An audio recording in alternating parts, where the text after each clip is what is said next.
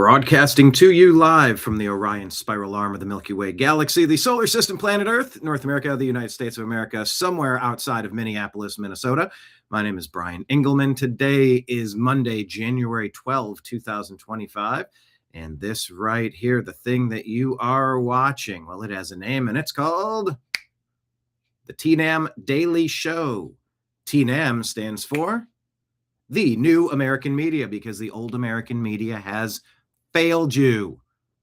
You can get stories wrong. You can share something you thought was authentic, but it turns out that was a fake, or it was a parody, or no, that's a proven hoax. And you go, oh, okay, I don't know. I thought.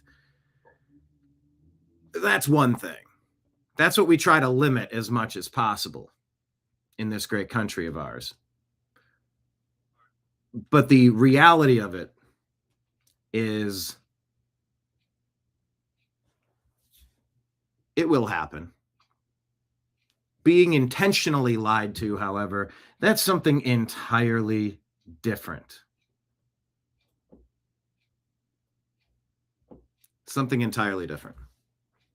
And that's what's been happening for far too long. We've been intentionally misled for far too long. That's why you found the New American Media. We've been doing this for about 15 years. If you go back and take a look, we try to do deep dives on topics that need clarification. Be it Kyle Rittenhouse or be it the lady in Minneapolis. When flashpoint stories arise, we try to break it down. Yeah, who are you? You're no expert. All right, that's cool.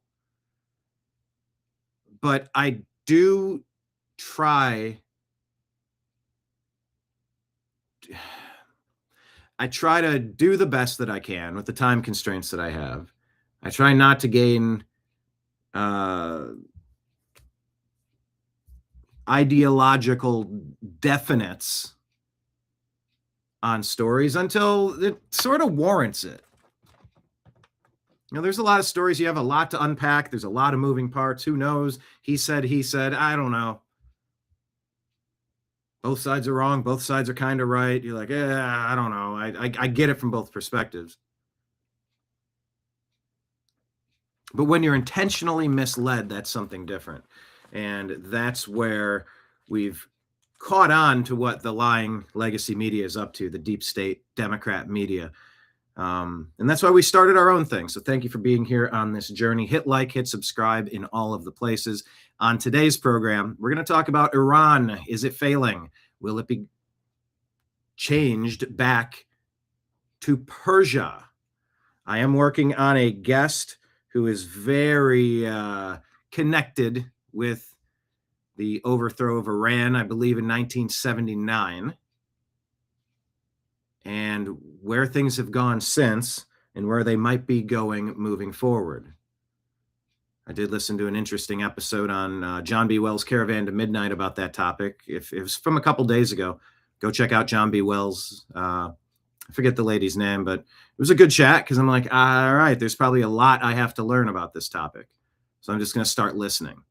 But I do know somebody who has agreed to come on the show with a lot of stories to tell about it, very strong opinions, just working on the right date and time. Also, I did put a message out to Mr. Mike Barra about Erich Von Daniken, who passed away, the founder of the modern ancient aliens movement, some people would say.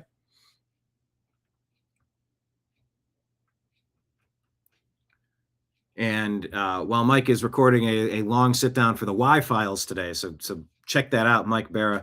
Mike is one of the co-hosts of Strictly Football. We have Strictly Football it looks like we're doing Tuesday at 3 p.m. Tuesday, 3 p.m.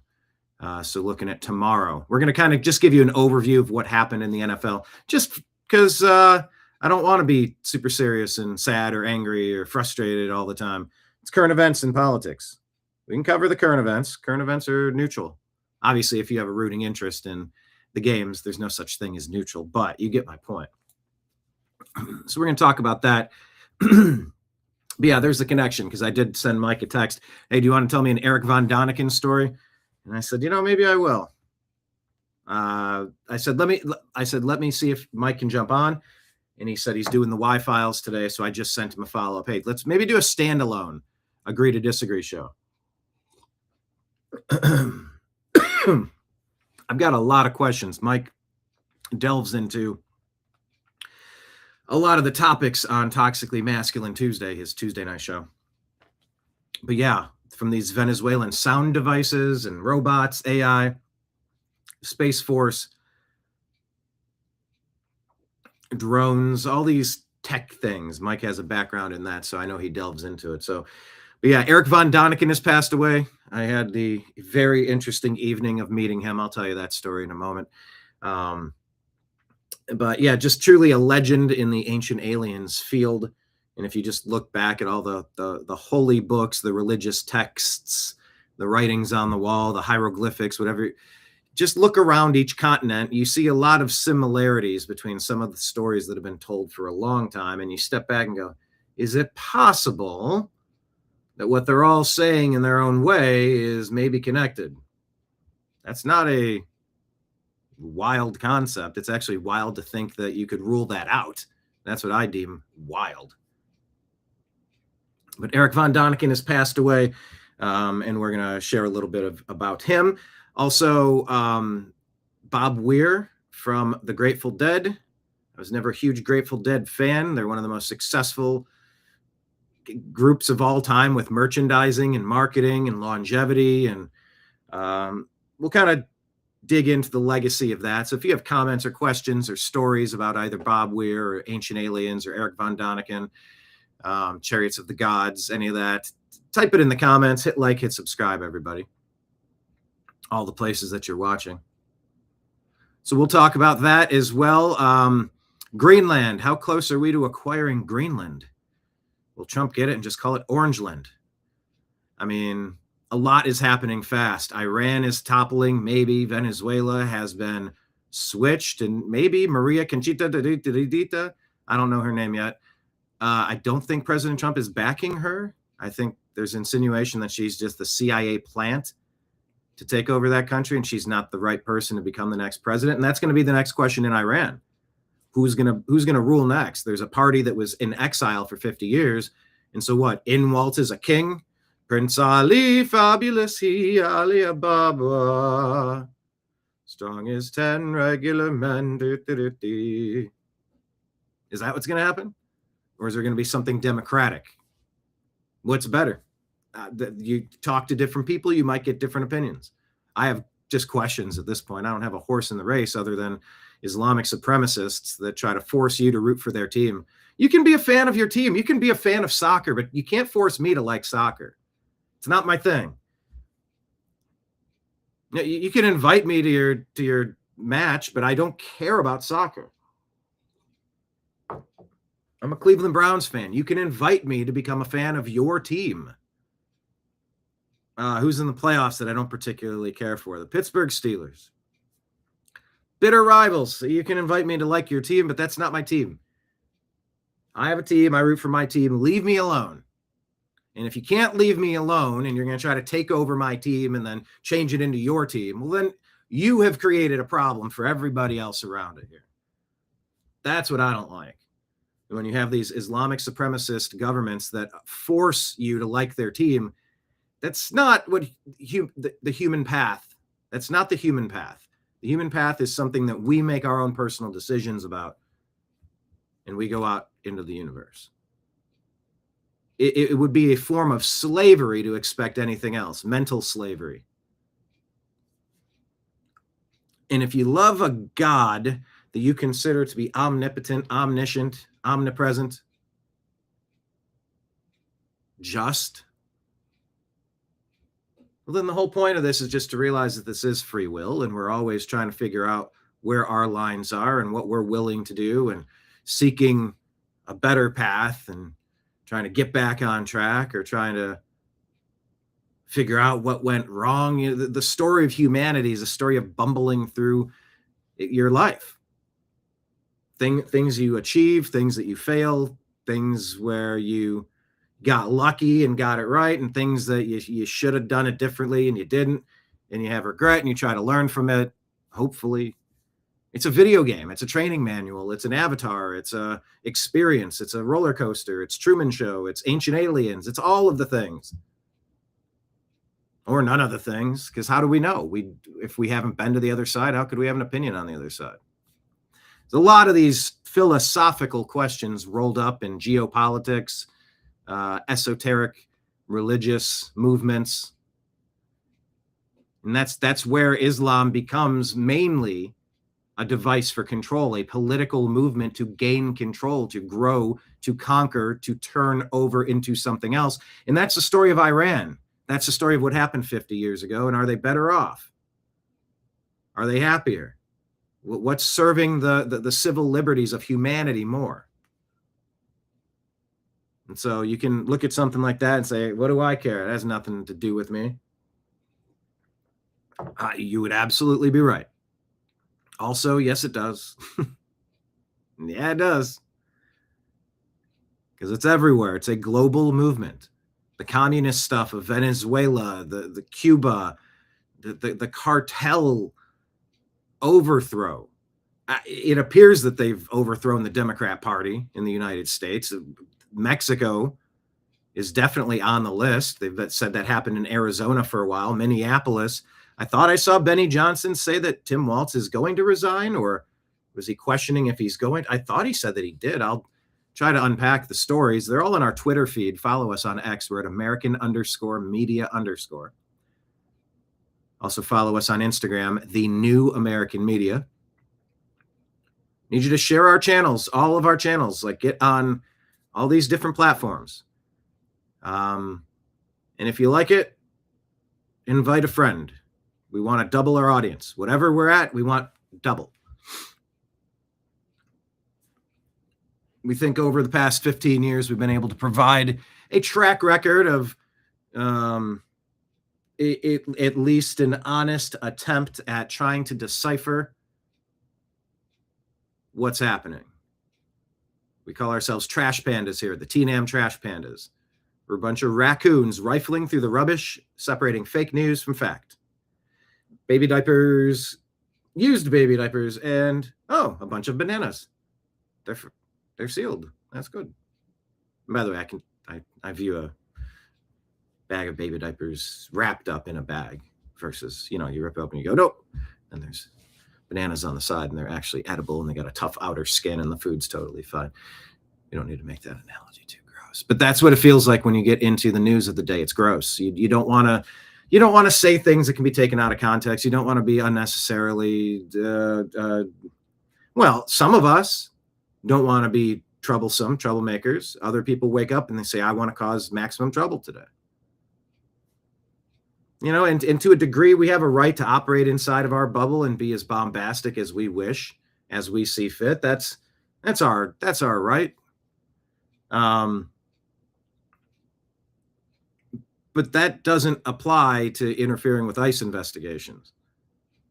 Look at the laundry list of bad people that have been captured and removed so they cannot prey upon the citizens of this nation anymore. We're very grateful for this. And there's much more to be done. Some people do wake up and say, I want to go be a thorn in the side. We do have the ability to protest, but it's different when you're interfering with an investigation. It's different when you're attacking journalists out on the street. It's different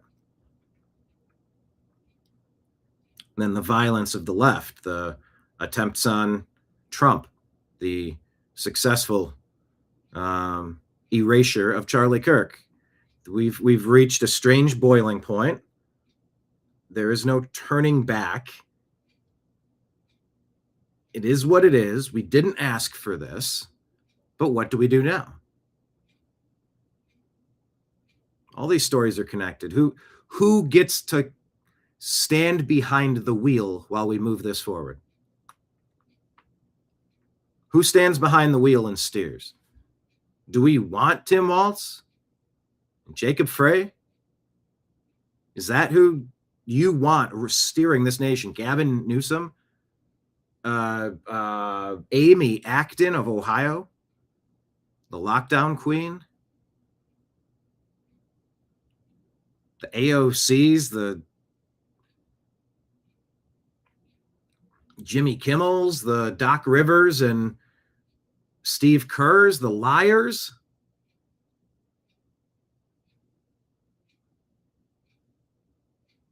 Sort of got to make a choice, and the people that find the New American Media hang around the New American Media because we have a bit of a brand. And, you know, up until recently, the TDAM Daily Show was just called the Agree to Disagree Show. We've made a pivot. We added the TDAM Daily Show to just be the day that we knock the trash can over and start going through the bags. Anything good in here? Anything good? I'm a reseller. I think everybody should. It's a great permanent part-time business you can run. And you can always look through your closet and say, I don't need this stuff anymore. Let's get it to someone that does. Like, you would be amazed what you can permanently do, at least as a side hustle. If not, go full-time with it.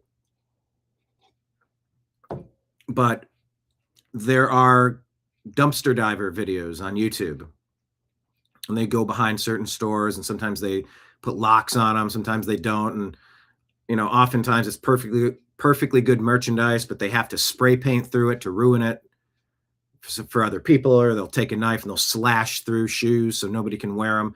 It's awful. It's wasteful. It's terrible. But yeah, there's dumpster divers that salvage so many. You know, it took manpower hours, it took money, it took transportation costs. These things somebody could use these things. Somebody would want them somewhere. Keep shit out of the landfill. If it's not trash, don't make it trash. That's the waste not, want not ethos that I was raised with. But yeah, that's what we do with the news. And it can feel gross, and it's like I don't even want to look in that corner. I think what I've seen is really bad. And sometimes you gotta double check, and it covering the news can be rough. So we try to have some fun. I sort of debuted a Bobby Kennedy video on Rumble and YouTube. I want to redo it. I think I want to do a second version. I have some ideas of doing some reoccurring Bobby Kennedy content.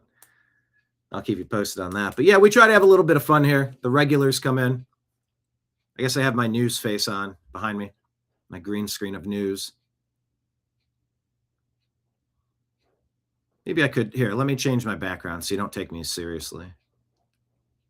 Now I'm just your friendly barkeep. Yeah, I'm your bartender. You know that. I'm your bartender. Of course I am. Welcome to the bar. The regulars hang out in the comments section. So hit like, hit subscribe, share the show with a friend. As always, under duress, I have to tell you, for countervailing views on health and elections, go to cdc.gov, who.int, and cisa.gov/rumor control. Go get your countervailing views there. That's how under the gun we've been here at the New American Media. We've been silenced. We've been shut down because we just try to unpack what's happening and give an accurate depiction of. They don't like that. And so pretty much for the past 5 years, we've been demonetized. We've been shadow banned. We've been memory holed. We've been had accounts removed, profiles removed, groups removed, company pages removed, no customer service contact, no ability to remedy any alleged issue. The social media companies were on a full-on assault against people that were trying to tell you what was happening accurately. If it didn't fit their narrative, you were silenced, like the bullies are trying to do in Minneapolis to Nick Sorter and Cam Higbee right now. Like they looked at Charlie Kirk and said, "You're not allowed to talk. I get to determine who may speak on earth." That's the gall of the domestic terrorist. That's the gall of the Islamic supremacist. You may only worship the thing I say is accurate. And by the way, if you don't, you'll be ended. So saith our book. I'm a Cleveland Browns fan. You can root for the Eagles if you want to root for the Eagles. No one's telling you can't be an Eagles fan.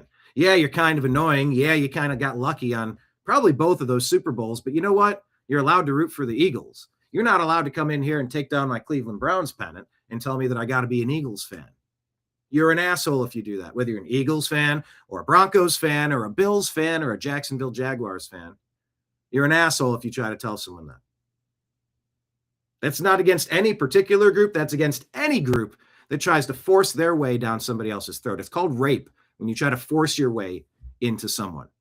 Harvey Weinstein, Bill Cosby, all sorts of track record stuff there. What do they call it when Amy Acton and Mike DeWine and Joe Biden and Anthony Fauci tried to force their way inside of you and said, you can't talk about monoclonal antibodies. You can't talk about hydroxychloroquine. You can't talk about ivermectin. You may only put this thing inside of you. In fact, here it is. I'm putting this inside you now. Good luck jumping out of the way. That's a rape. That's not okay. That is force. That's coercion. And that's not the human condition. We're striving for a place where we should be able to just kind of get along, do our thing, be cool to others. Others are cool to you. That's your golden rule. And if you're way outside the bounds, that needs to be corrected. You know, and there's a lot of corrective stuff happening in Minneapolis right now. And there's people getting in the way of that, and they're causing immense problems at the direction of the Democrat Party. Have they turned domestic terrorist? Didn't they 5 years ago in Minneapolis? Weren't they shooting with pepper spray? They were shooting tear gas at people who were out on their porch during COVID. Minneapolis Freedom Fund, Kamala Harris, Democrats raising money to bail out violent domestic terrorists, to ravage America in the summer of love in order to try to gain a little bit of political power. This is not a new thing, but this is a urgently in need of correction thing. This is a problem. This is a flashing red light. The organized political violence and the theft of funds, waste, fraud, abuse. This stuff is out of control. And so, do you have America? Do you defend America? Or do you roll over and let America have their way with you? America, just roll over and, you know, maybe some people are going to come. And unfortunately, that has actually happened to many unfortunate American citizens who have been violated by those who had no business being here. Did not go through the front door. They snuck in somewhere with bad intentions. And we've got every right to kick people out that snuck in the back door. That's how this works. That's America. And if someone's trying to tell you otherwise, that person is not your friend. So we got a lot of stuff that needs reset on the geopolitical stage, on the national stage, regional, local, individual. There's a lot of reset that we need to be doing. Figuring out what matters and what counts, and kind of the balance we're looking for. So, you know, we try to do the stuff and cover the balance, and every now and then I get a vibe check. One of my regulars will issue a vibe check, because this is a place where I get and I explore ideas. Some days I feel more one way, and I'll explore a lot of in creative writing. It's like stream of consciousness. Just write down whatever's coming to the top of your mind. You know, and there's nuance, and there's different days can give you different feelings and needs. But yeah, we try to have some fun over here. But we also take it very serious, the task that we have to defend this nation from enemies, both foreign and domestic. So we're going to talk about all those stories discussed on today's episode of the TNAM Daily Show. And thanks for the reminder that I need to really redo the opening intro to this program. I haven't done it in a long time. I don't feel like doing it. It's on my list. I just don't feel like doing it, but I'm going to write it down on the list again, because I need to update this, because it still says the Agree to Disagree show. But like I told you, we had a name change at some point, and this sort of articulates us having conversations about important events with interesting people. So buckle up. Today's episode begins right now.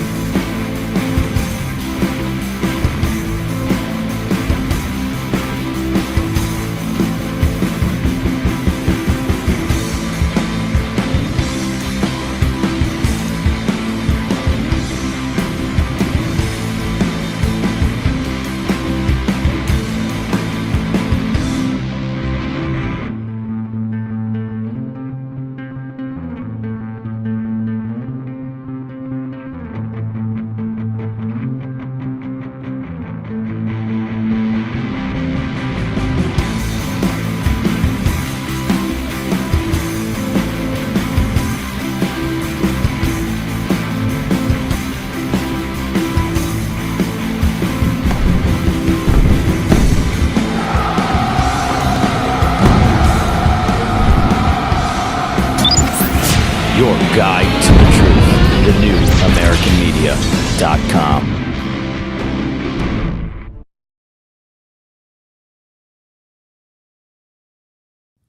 Hello, everybody. Thank you so much for being here. Cheers to you.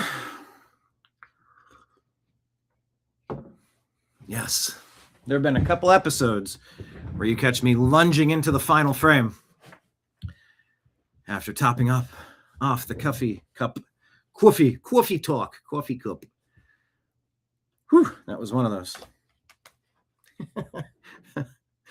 If you want a mug, by the way, shoot me a Venmo. It's at the bottom of the screen. It's my name, Brian Engelman, along with your address. And I will mail you out the New American Media mug. Shoot me a $40 Venmo. It's black and white and red all over like the newspaper used to be. Mail you out a mug. That includes $10 of shipping and handling through the continental United States. And I mentioned the football show that will be live tomorrow at 3. If you want some coasters, some Ohio-made wooden coasters on that same Venmo, $30 a piece. There's 4 coasters per set. They're this thick, so, you know, that thick. You can sort of see them there. Shoot me Venmo, $30. That includes, it's like $6 shipping, but that's shipping included. Or 2 for $50, and the pin is $25. If you want to get some merch, get yourself a coffee cup. Set it on the coaster. I got merch. I want to move it.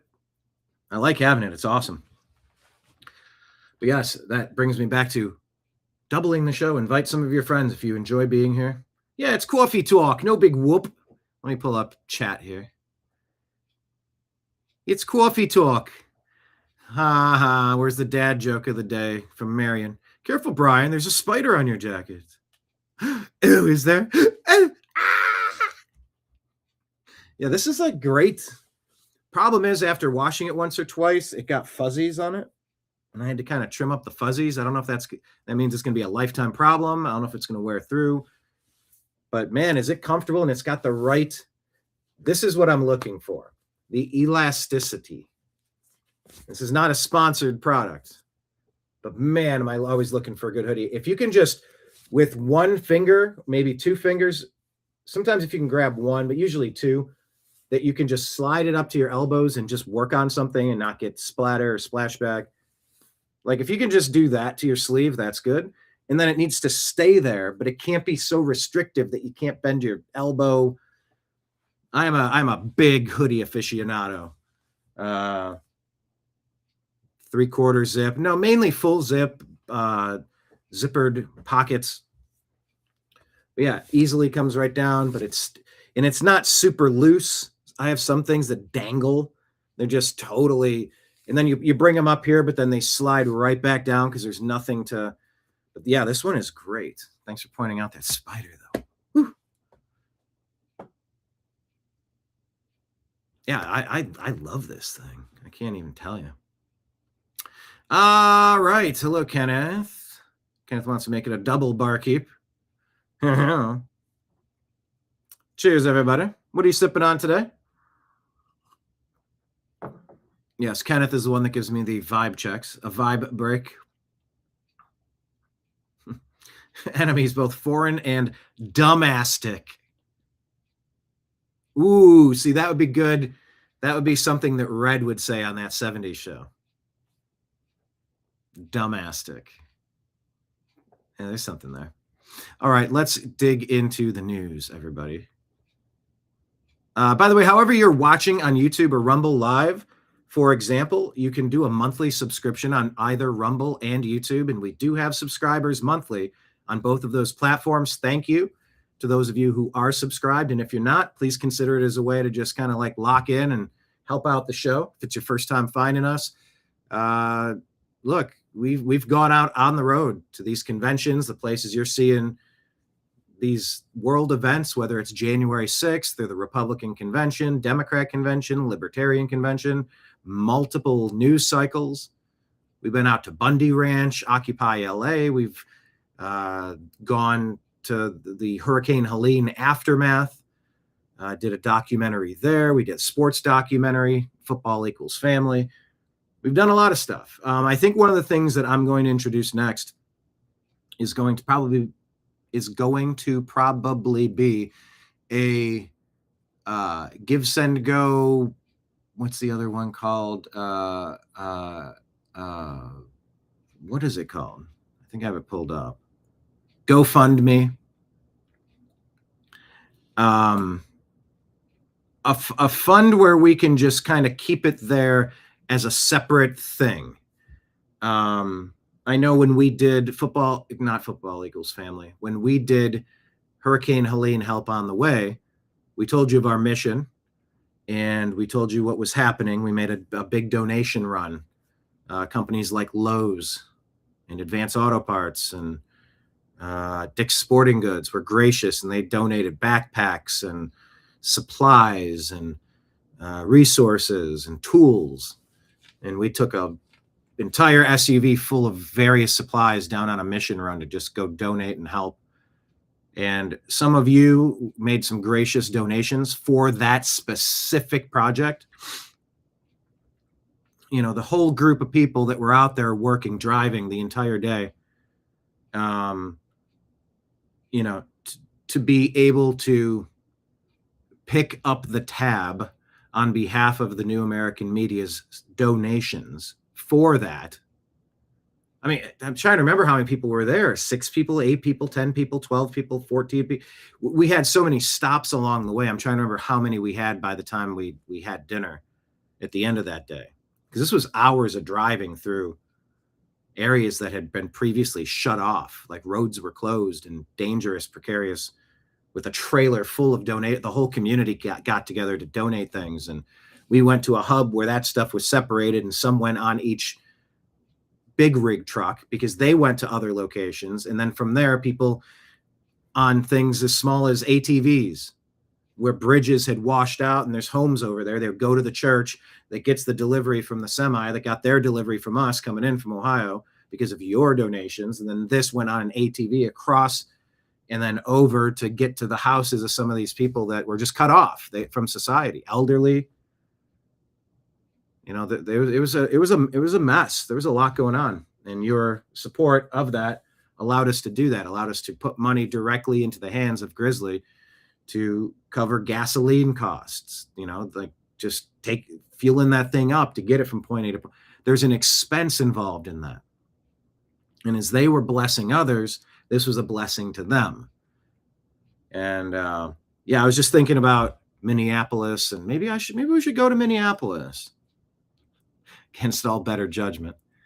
But we've gone to so many of these events, but maybe just set up a give, send, go, or a GoFundMe or something, make it like an excursion fund, you know, $150 a night for hotel, $200 for gasoline, toll charges. There could be parking charges, $50 a night if you're in a city. It adds up fast. Like, that's not even like paying the bills on life. That's just an extra excursion fund. But yeah, I was talking with Blake Wally in one of my text threads. Blake was there. He did the editing and filming and was in Hurricane Helene Help on the Way. He and I both went down there just to see what was happening and tell the story. You know, I think that type of journalism is important, to just go and document and ask around and listen and look and put it together. I think it's pretty doggone important. But yeah, he was just saying how sad it is being from Minneapolis, watching everything fall apart the way that it has. And I mean, Blake and I have been to so many events. It just got me thinking. I was like, maybe we should go to Minneapolis. And I'm like, step one, where's all the funding coming from? So stay tuned. Maybe I'll set up a separate fund for something like that, for excursions. You know, I mean, it comes down to everything. It's crazy. Just to break even, it's like cat sitters. There's expenses if you travel somewhere. They just add up. They add up real fast. yeah, I mean, in what I did for all those conventions last year, it was a lot of driving around, a lot of driving. Minneapolis, Chicago, DC, Bronx, which is fine. It's just, you know, every time you swipe that thing, it's $85. A couple of times, it adds up fast. So anyway, stay tuned on all of those fronts. But yeah, I'm starting to kind of, I don't know, kind of getting a hankering to do some exploring. I don't know how else to describe it, but I feel like there's a story out there. I don't know exactly, but having done all these documentaries, I'm definitely feeling it today. So stay tuned. All the Patreon subscribers, thank you, everybody. It means a lot, because it just every month we can sort of count on your assistance. And we've been remonetized on YouTube for 4 months now, and it's a needed injection of liquidity, of funds to help offset operating expenses. So thank you to all the regulars that make that possible. But yeah, Marion says, wouldn't go to Minneapolis. I know. I did actually go there, and Blake and I did catch up in Minneapolis several years ago. I think it was in 2016, prior to the election. Pretty certain it was 2016 prior to the election. I think we recorded a video about TNAM Music, the Rock and Roll Hall of Fame inductees. So yeah, the Rock and Roll Hall of Fame inductions. It was either announced who was going to be, we did a show or something on that. But yeah, we went to Minneapolis before, but to go out there in the streets now, I mean, it's weird and dicey. You know, you need a team of people to kind of look out for you and help coordinate, and it's getting weird. Chicago felt weird. I'll tell you what, that Democrat convention felt weird last year. Really weird. And a lot of that same energy, it's just plug and play. Now do it here. Now do it there. There's a blueprint of what's done and who funds it and how they operate. It's a nonstop machine. And part of my conversation elsewhere, I was asking a person or a group of people, I said, where's the counterforce? Where's the patriot force to this constant anti-Trump street riot shit? Where is the opposing force? One of the answers was, yeah, that's the FBI, Homeland Security. I'm like, no, not them. I mean, the civilian force. I don't know. I mean, is that what Proud Boys or Patriot? Was it Proud Boys or Oath Keepers or I don't know. Aren't there several different groups? Then there's the Patriot Front that people say is a fake Fed group. You see Jake Lang out there being as is he a Fed? Is he not? That's an ongoing conversation. But where is the Patriot counter resistance, defensive force? You know, that's kind of the part I'm wondering. So anyway, stay tuned. You wouldn't go to Minneapolis. Kenneth had lunch in Minneapolis back in July. What's the name of that not funny. What's the name of that staple? You're supposed to go to Minneapolis and try some kind of sandwich. All right, let's see what's going on in the world, shall we? Hey, look at this one. This is shared by conservative chocolate vet. Okay. It says a black man in Target in St. Paul, Minnesota curses at and then threatens to beat the S out of Border Patrol Commander Greg Bovino. Fucking bum, you're a bitch. And if your wife is not probably fuck her too. You guys are all bitches. You can't do shit to me. You can't do a thing. Get the fuck out of here. Get the fuck out. Nobody fucking wants you here. Right, get the fuck out. Walk the fuck out, you stupid bitches. Get the fuck out of here. You dumb. The fuck out of here. You fucking coward. You're a fucking coward, bitch. You're a fucking bitch. Hold on, baby. I'm on the phone with you bitch ass nigga. Get the fuck out of here. Get the fuck out of here, you stupid bitches. You're a fucking coward piece of shit. Fuck you. And if you didn't have a gun or a badge, I would beat the shit out of you.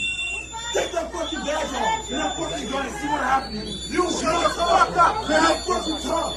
You're a bitch. Get the fuck out, you fucking pussy. You fucking bitch ass white boys. I'll fucking spit. Racist too. There you go. Nice and racist too. Bitch ass white boys from this black guy. Because when I'm reading this, I go, why does the fact that he's black, why does it matter what color he is? Well, if he's a racist, then it obviously makes sense, which that guy just told on himself. Get out of here! Fuck out! Fuck out! Fuck out! Stay back. Stay back. Fuck off! Stay back.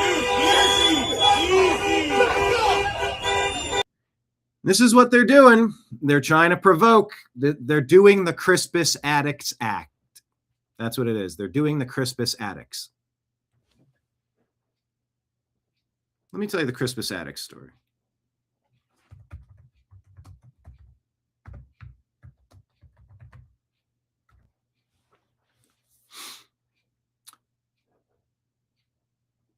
All right. Widely regarded as the first person killed in the Boston Massacre, making him traditionally considered the first martyr or casualty of the American Revolution. Born around 1723 in Framingham, Massachusetts, mixed African and Native American descent. Okay, I need that. Okay, on the evening of March 5th, 1770, tensions between colonists and British soldiers who were occupying the city amid growing unrest over taxes and authority boiled over. A crowd of colonists, angered by earlier incidents, confronted British troops. Attucks, described as a tall man carrying a club or cordwood, was reportedly at the front of the group. Some sources say he led sailors and protesters confronting a soldier. When the soldiers fired into the crowd without clear orders, according to later trials, Attucks was the first to fall, struck by 2 musket balls in the chest. 4 others died that night or soon after, and several were wounded. The event became known as the Boston Massacre, fueled by propaganda like Paul Revere's famous engraving, which helped rally colonial opposition to British rule. This is a picture of the feller. Attucks' death transformed him into a powerful symbol. In the 19th century, abolitionists like William Cooper Nell and Frederick Douglass highlighted him as the first martyr for liberty, using his story to fight slavery and advocate for black rights. A monument to him, other victims on Boston Common, 1888, still observe Crispus Attucks Day on March 5th. Schools, parks, and cultural references bear his name today, and figures like MLK Jr. praised him as a hero for all oppressed people. Much of his personal life remains uncertain due to limited records.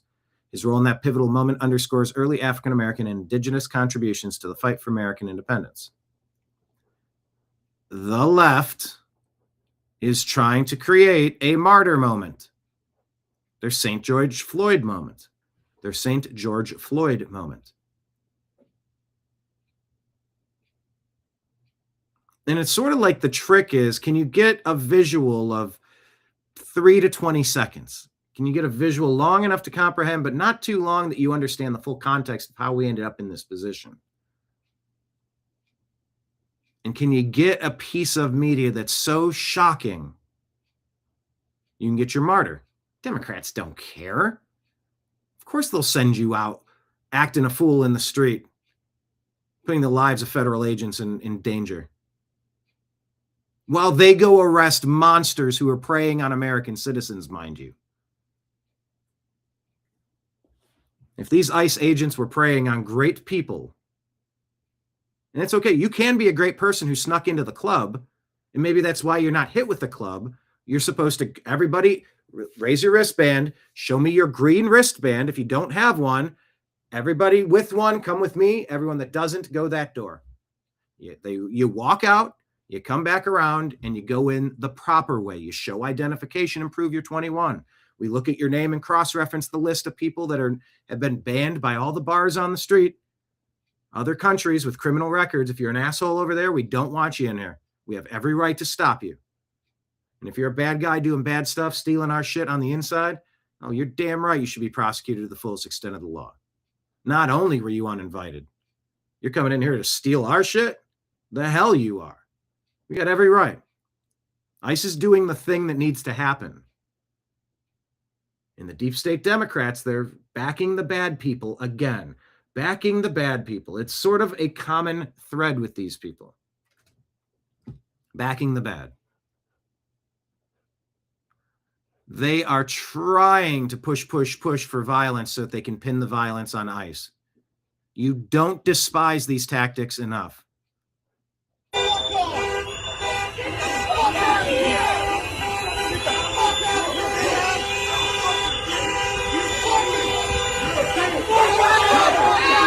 And that one guy did say, if you didn't have those guns, I would kick the shit out. Like, that's when he stopped and turned around. Greg Bovino looked at the guy, and I think he was like, that guy there just made a terroristic threat. That guy should be arrested. Like, you know, what are we talking about here? And why are you trying to defend the bounce? Why do you hate the bouncer so much? What are you trying to get away with?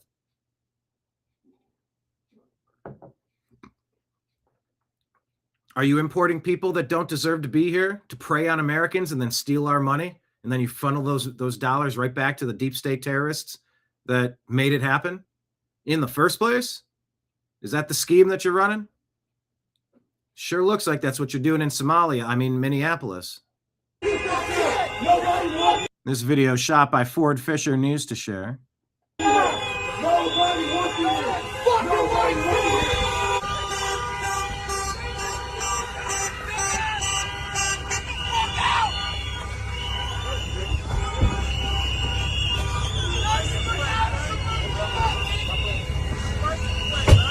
So in order to be with, I haven't talked, you know what? I'll ask Ford if he wants to come on. I'd like to get his opinion just to kind of, he's on the ground. We stay in contact. We've collaborated. He does his own thing, but we've worked alongside each other in several locations across the country over the years. So I would imagine if he's walking with ICE, he's identified himself. He's White House credential. He's got 15 years and not acting a fool, but he just does want to document this and help them. Well, not help them, but he wants to film behind these lines, I guess. I don't know. I'm kind of curious. It's just what I'm thinking here, because it looks like he's set up access and he's some sort of a trusted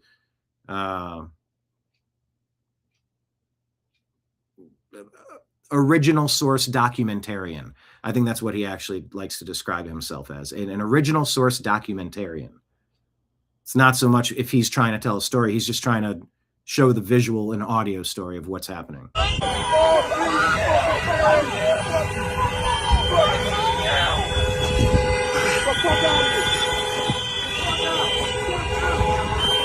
All you fucking bums. Fucking bum. You're a bitch. And if your wife is, I'll probably fuck her too. You guys are all bitches. You can't do shit to me. You can't do a thing. Get the fuck out of here. All right. You know, take a look again. The story of Minneapolis is the story of political violence. It's the story of, just like you're seeing in Iran. What's up? You coming up? You coming up? You just made noise. I think I have a co-host. Okay. I think he might want lunch. Here, let me do this. Let me show you this clip here. This is going to be... Whoop. Hold on. Hold on.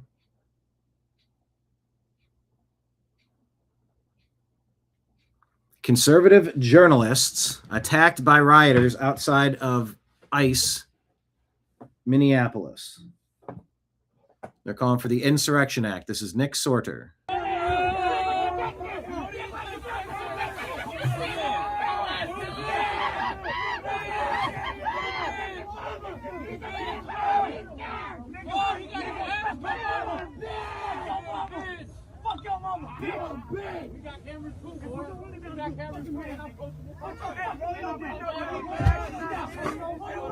Cute.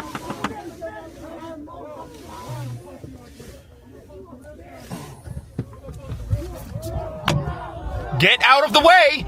Get out of the way!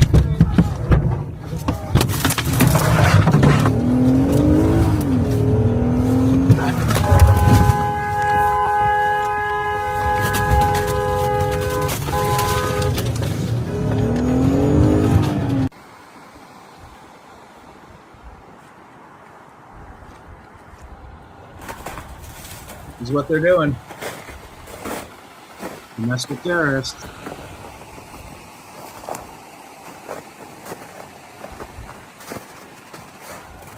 So many angry idiots.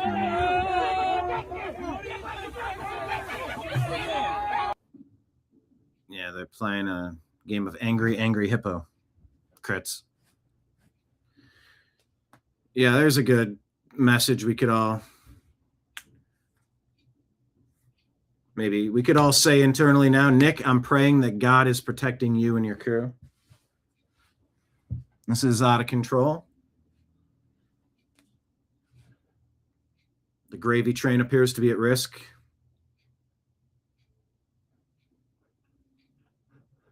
And they're getting big mad.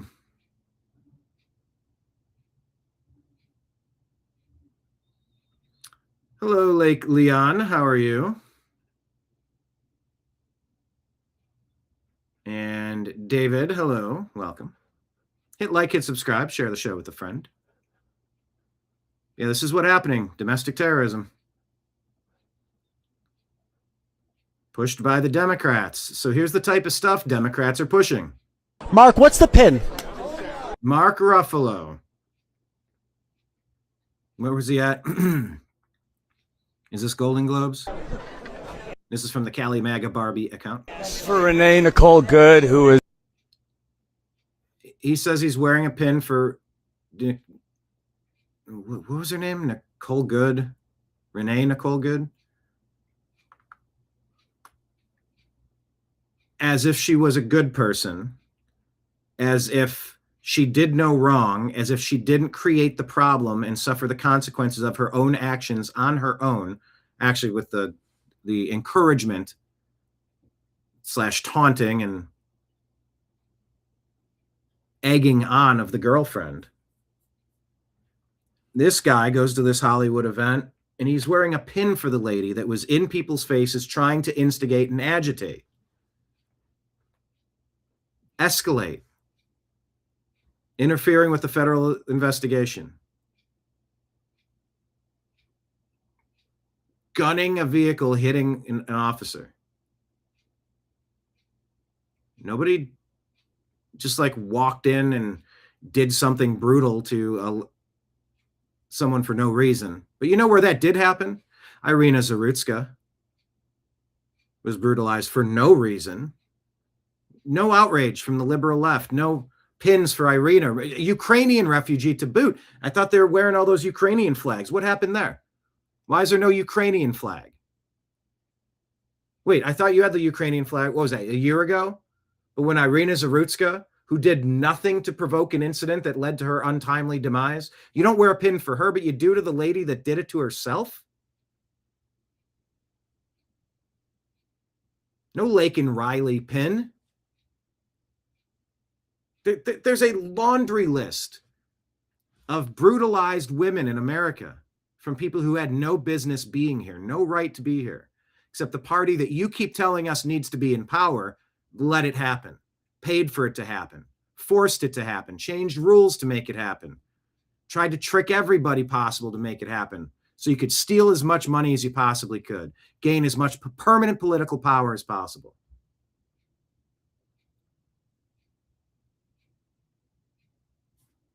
Mark Ruffalo, wearing a pin. Is murdered. We have a vice. He says that that person was murdered. Either he didn't watch the videos, which clearly show otherwise, or he's lying to you. Which question of the day?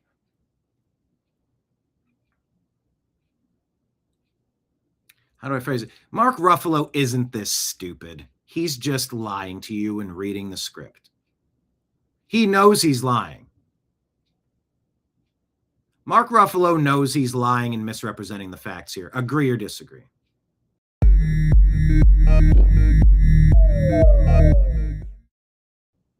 Type it in the comments. Do you agree or disagree that Mark Ruffalo isn't this stupid? He's just reading from the script and he's giving you the 5 bullet points on the story. He knows he's lying. This president is lying about what's happening. We have a Now he's accusing President Trump of lying. I think he said J.D. Vance too. we're in the middle of a war with Venezuela that we Now we have quickly bounced off of the pin of somebody who was blocking traffic, following around ICE all day, and gunned her vehicle as fast as possible at an ICE agent, hitting him in the hip. Now we're on to Venezuela. The pin should just say, I hate Trump, but he's trying to pretend like this good person was good and doing good things instead of disruptive, lethal, criminal acts, felonies. illegally invaded. He's telling the world So illegally invading Venezuela. that international law doesn't matter to him. The only International law, this phrase, legal observer. They have like little catchphrases they'll use all the time. She was just an observer. It could have been any one of us. No, it couldn't have. No, it couldn't have. Because you're not observing, you're interfering. They misrepresent every important part of this. thing that matters to him is his own morality. But the guy is a convicted felon or convicted rapist. He's a Nimbus. Hey, bud. Come here. I didn't know you were trying to jump up. And so they used lawfare to try to make sure Trump couldn't run for another term. And then they use that slander against him as many times as possible. It's a script. It's all a script. It's a Rob Reiner script. pedophile. He's the worst human being in the world. If we're relying on this guy's morality for the most powerful country in the world, then we're all in a lot of trouble. So this is for her. This is for the people in the United States who are terrorized and scared. Terrorized and scared. The bad guys who are abusing women, children, case after case of criminality that snuck in the back door, had no business being there, they're being removed. And he claims that's being terrorized and scared. Only the bad people are terrorized and scared. Today, I know I'm one of them. I love this country, and what I'm seeing here happening is not America. It's just not. Mark, why do you feel that this platform is still useful to spread a message like this? Listen, I want to pretend like this is, I want to be here to celebrate, and I am here to celebrate, and I'm proud to have a Golden Globe nomination. But also, this is not normal anymore. And so I don't know how I could be quiet. And I'm feeling a little sick, so it's hard to BS right now. So Mark, what's the pin? Yeah. Did Mark, how do you spell his name? Mark even watch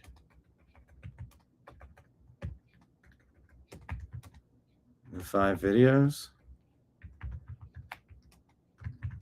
She did it to herself. That's Mark Ruffalo, people. Tom Homan trying to set the record straight. Was a crime. It's illegal to interfere and impede with ICE law enforcement officers.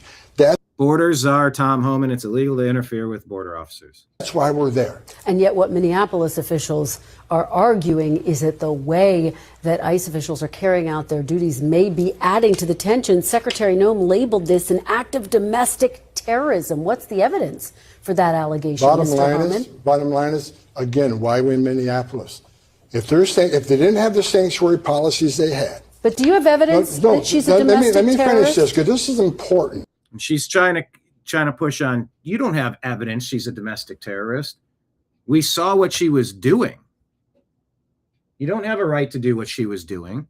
She was way past the line. If you want to be documenting and you want to do this or that, but if you're going to be taunting and picking fights with, we did a whole analysis, a deep dive of how both her and her partner were interacting and their actions and how it put them in the situation that we found ourselves in.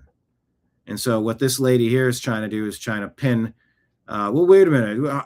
How can you call him a domestic terrorist? It's like, you watch the video is how. Less officers in the community if we were in the jail.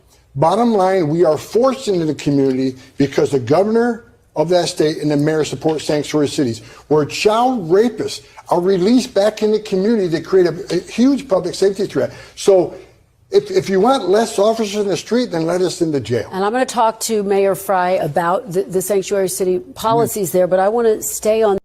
It's interesting. You want us off the street, put us in the jail. Like, why are criminal aliens in jail being protected? Ask that question. That's what Tom Homan wants to know. This question, which is about the way in which the woman who was shot and killed is being labeled as a domestic terrorism. Yeah, she's obsessed with this now. From the same group of assholes that lied to you and called President Trump and MAGA supporters insurrectionists. From the same group of assholes, now they want to fixate on this word and try to twist it and make sure that the definition is a particular way, while they intentionally torture the language in other ways to protect their dirtbag friends. It is palpable. It is obvious. It's rough. It's rough to see it when it's this obvious. And she keeps trying to pin down. This is the thing. You got to get him to answer this. You got to get him to answer this. It's self-evident to people that watch it what was happening. Terrorist, just to be clear, is clear. anyone who protests ICE a domestic terrorist in the eyes of the administration? Did you catch that? Is anyone who protests ICE a domestic terrorist in the eyes of this administration?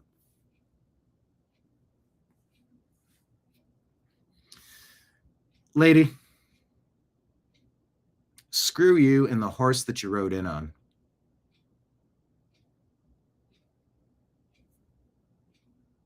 Did you watch the video of the lady in Minneapolis? Did you watch the videos, the 5 videos? There's 2 up close, and there's 1 from the back, and there's another full one, and there's the body handheld camera one. There's like 4 or 5. That's not protesting. That's domestic terrorism. Yes, a clear line has been drawn. And she's trying to paint it as if you oppose ICE and you want to protest, then you're a domestic terrorist. No, if you try to block a roadway and impede a federal investigation, and then gun your vehicle directly at an officer and even hitting him,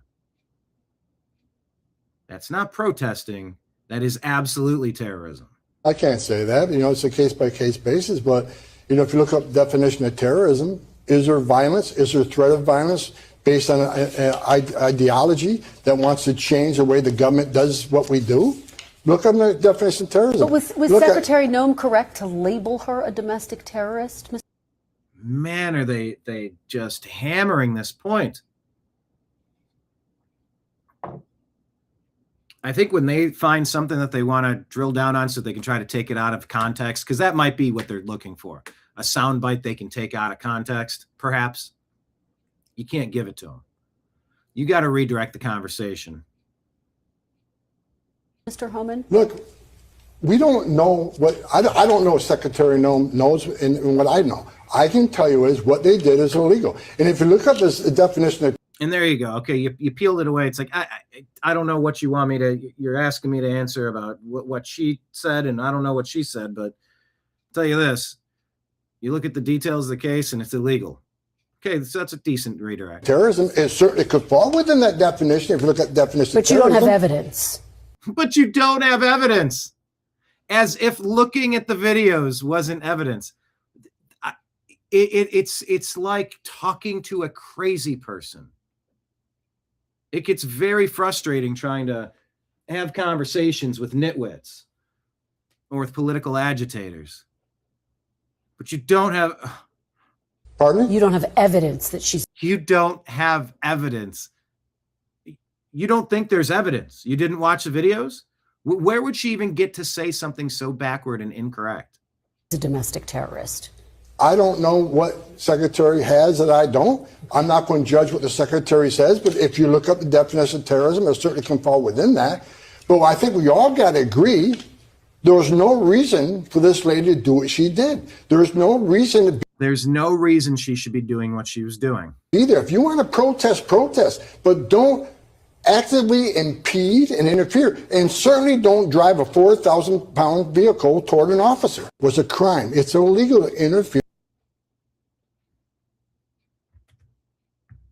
I'm going to type amen button.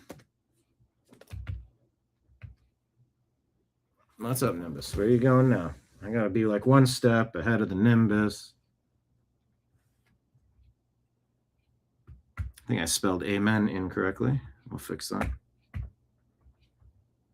I know. Oh.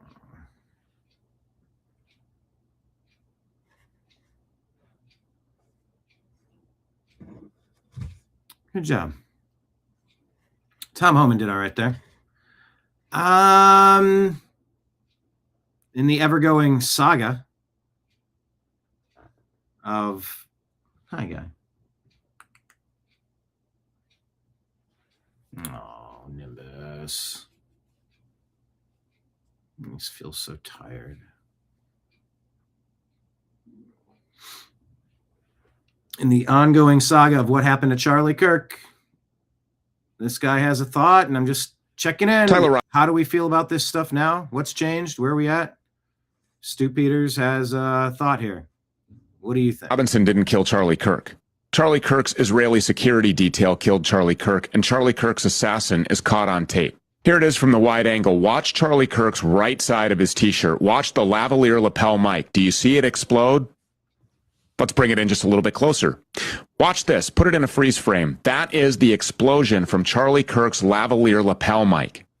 Want to see it again? Bring it in closer. Remember when we told you that that was absolutely an exit wound? Yeah, it is. Check the trajectory of the round that was deployed from that lavalier lapel mic.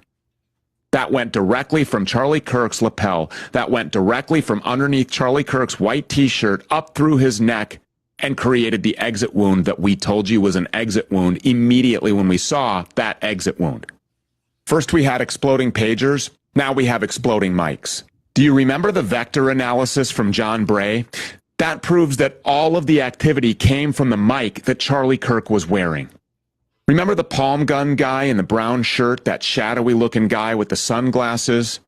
Yeah, he pushes the detonator. Clear as day. Counting gang violence. Great.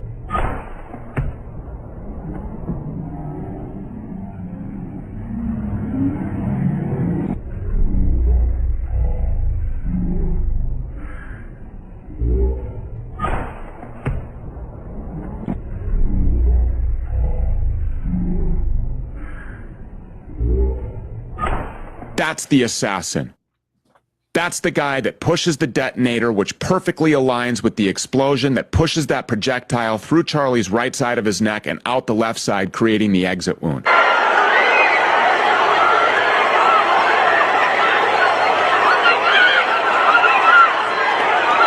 That might just look like the chaos that you would expect after someone was publicly executed in broad daylight in front of 3,000 people. But in no way did that trigger man, that assassin in the brown shirt with the sunglasses, act alone. We have video now from Destiny that shows the handoff of this remote detonator.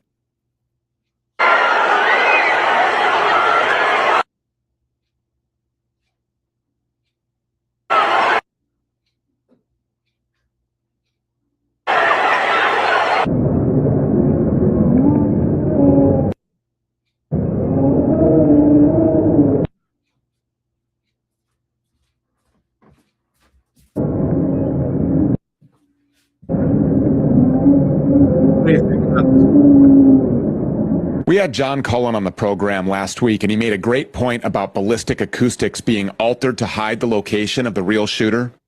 Well, the same can be said to distract from the fact that there was no shooter. Tyler Robinson did not kill Charlie Kirk. This guy, brown shirt guy, he's the assassin. Tyler Robinson didn't kill Charlie Kirk. Charlie Kirk's Israeli security So what do you think? Do we know who that guy was? Is he being interviewed? Are they running an actual investigation up there? What do you think of Dan Bongino coming back? Are you going to listen to Dan? How do you grade Dan's performance working with the feds? Dan Bongino's back. I don't know. I don't know what to tell you. I know that that's what this guy's putting together as his interpretation of Charlie's death, and I take it personally what happened, and I want to get to the bottom of it.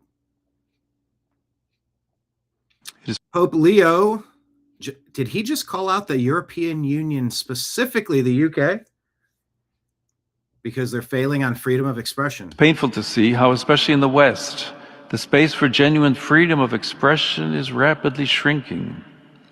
At the same time, a new Orwellian-style language is developing, which, in an attempt to be increasingly inclusive, ends up excluding those who do not conform to the ideologies that are fueling it.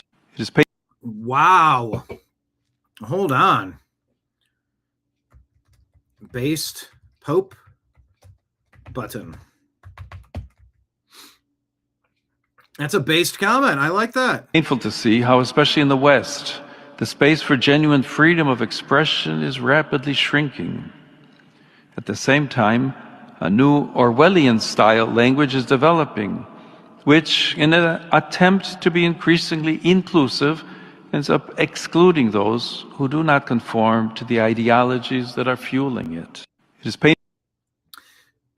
Some of the comments. Was it the previous Pope that said all religions are oaths to the same thing? This seems like such a contrast. Paul says, first time I've ever agreed with a Pope. Catherine, I sure hope so. Sebastian, 100%. Jean-Claude Van Spam says, first time I have ever agreed with a Pope. King, spot on. Never in my wildest dreams I would have dreamt the day would come that I'd agree with the Pope, says Timothy. Jennifer, well, so far I like this Pope. Maybe he is a true Christian. I will continue to keep an eye on him. All right. Well, hey, that's a good sign from the Pope. Trump. Patrick Bet David talks about what Trump just took in these global negotiations. What do you think? Just took their collateral, which means those loans are worthless because Venezuela is what he's talking about. Trump just took their collateral on the loan. You know, greedy money lenders, the slave holders who get you hooked with their loans.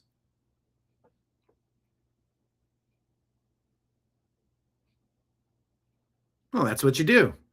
You make deals with people that they can't pay it back, and you take their stuff. because let's face it, Venezuela's not going to pay them back. And Yeah. Venezuela doesn't need to pay that back to China anymore? China knew that when they extended the loans. That's what China does. That's what China does. It's their business model. Oh, but wait, I thought all the bankers were only one type of person. Thanks, Obama. You blame Obama for everything? Oh, no, banksters come in many sizes and shapes. It's very easy to always say, hey, it's only one group. Oh, is it now? No, it's not.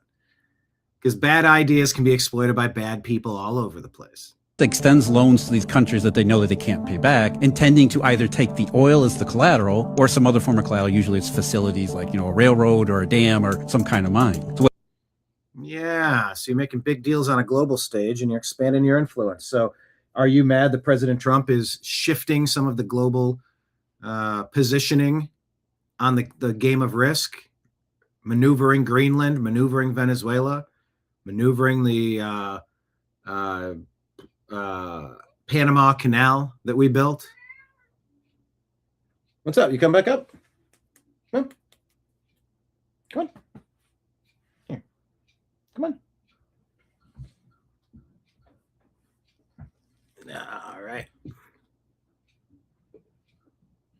All right. Here's Mr. Nim. What Trump said is, okay, I see your Belt and Road Initiative, and I'm going to take the initiative and take the collateral right off the board, which makes that loan and your entire effort in Venezuela worthless. Again, it's a piece on the chessboard that it's a pretty damn big one. Trump just took their collateral. So yeah, is it a checkmate move? Maybe.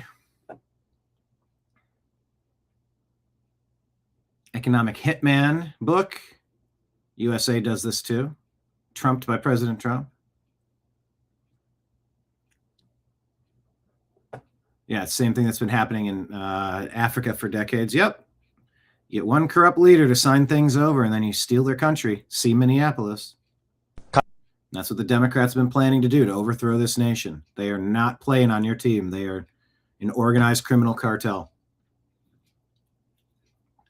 And so when they keep pushing for Crispus Attucks, you got to kind of be like Scott Jennings and lay it out appropriately. Contrary to what I heard out here the other day, this person was not a random passerby who just happened to be driving through her neighborhood. This person is part of a group of people who form convoys to interfere with federal law enforcement operations. They drive convoys of cars into active law enforcement situations. They interfere with ongoing law enforcement activity. This is a felony to do that, A. B, this person had been following ICE around all day, apparently, according to witnesses, now according to further reporting. C, they didn't follow lawful commands to stop, get out of the car. D, they accelerated a car into the officer. It clearly hit the officer. I don't understand how you could watch this video and all the other videos that have come out and not come to the conclusion that this is an unfortunate, tragic situation that was caused by someone, the person driving the vehicle, using extraordinarily poor judgment from top to bottom. Doesn't make me happy. I don't like it. I hate this. I don't like it when U.S. citizens or anyone dies in any kind of a engagement with law enforcement like this. But this person exercised extremely poor judgment and put themselves in harm's way, probably committing a felony in the process. And this is the result. Contrary to what I heard out here. Yeah. That's well said.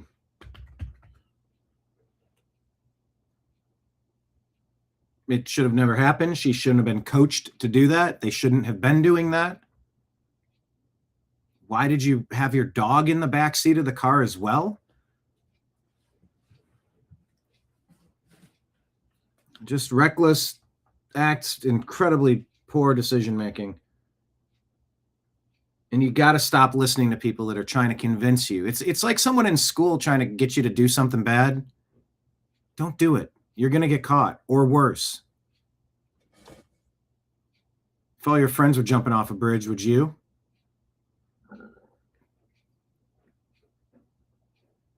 The Democrats are lighting these fires and walking away, trying to film it and get something that makes the Trump MAGA ICE look bad. It's not good, people.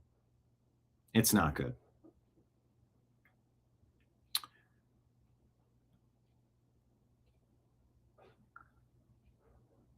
All right. Let's go to the news.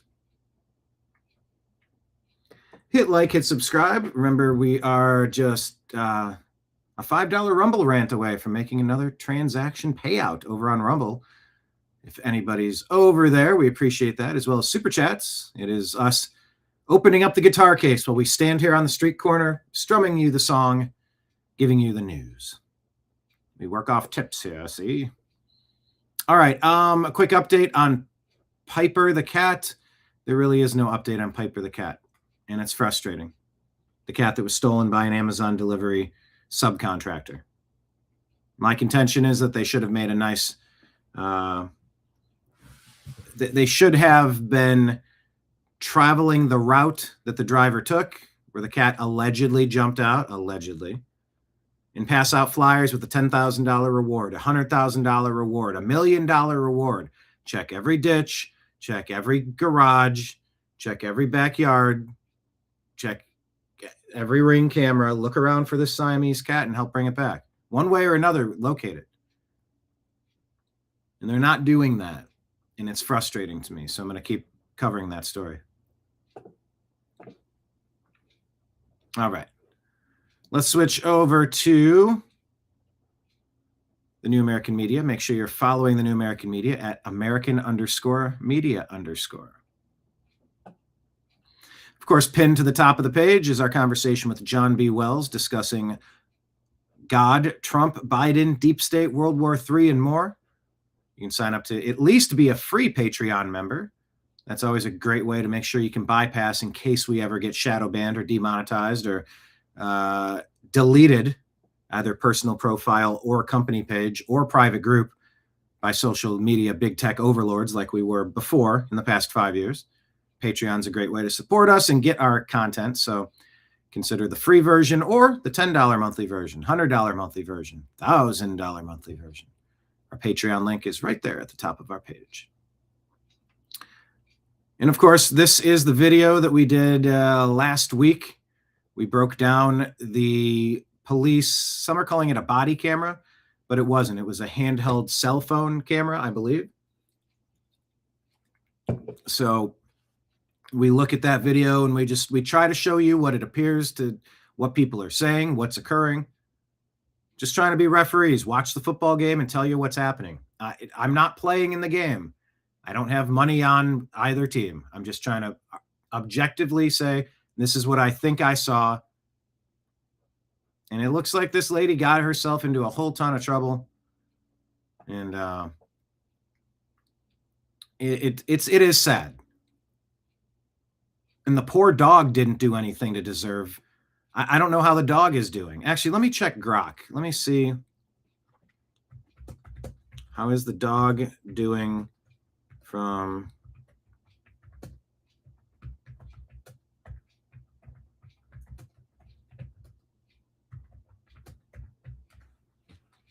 Let's ask Grok. Video footage, release, key detail, the dog. Multiple reports indicate the dog was unhurt and survived the incident unharmed. Animal reportedly not injured during the shooting or crash. Later reunited with Good's family. Oh, that dog should be taken away from that family to protect the dog. Referred to as Becca or Rebecca Good in some sources. Dog is safe, alive with relatives afterward. Yeah, more worry about the dog's well-being than the broader events, but updates from media. Let me ask.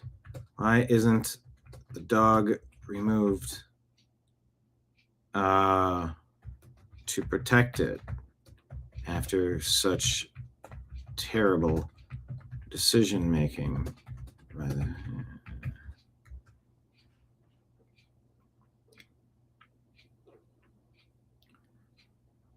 Not removed by authorities for protective custody or animal control intervention.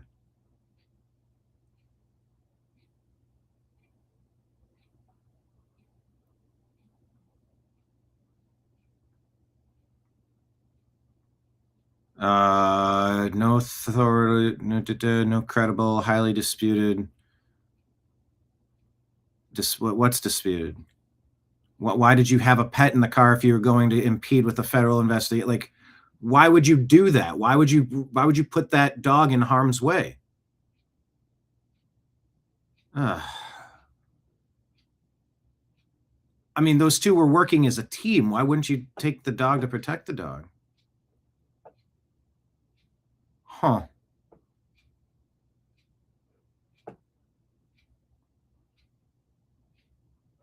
All right. Let's keep it moving. Check out our last show about Iran's Islamic supremacist regime. Is it falling? As well as discussing the Shadow Fleet oil tankers that have been seized, as well as the ICE chaos. That is our episode pinned here on Rumble. Make sure you're following us on Rumble. Yeah, no new sighting of Piper the cat. Amazon banned the driver, claims to be cooperating with police, but the owner reports limited assistance on search details. Charges are pending with DA approval. Charges are pending DA approval. What's taking them so long? Billy Carson here discussing Erich Von Daniken.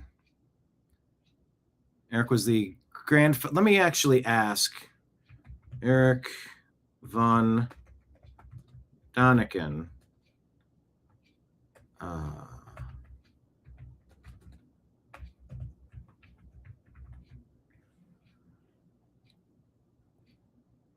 Billy Carson here says, I flew all the way to Switzerland. Almost. Let's go full screen. Just to sit one last time with my friend Erich Von Daniken, high in the mountains where he lived, where his thoughts once roamed as freely as the skies above us. Erich wasn't just a man, he was a living library, a keeper of forbidden questions, a bridge between the ancient past and humanity's future. His wisdom, curiosity, and courage to challenge accepted history profoundly shaped my journey into ancient civilizations and the possibility of extraterrestrial life. In many ways, he himself was a megalith, standing against time, erosion, and ridicule, yet still leaving an imprint that will never be erased. When a great mind leaves this world, a library burns to the ground, but some knowledge is etched into stone, and stone remembers. Rest well, my friend, Erich Von Daniken.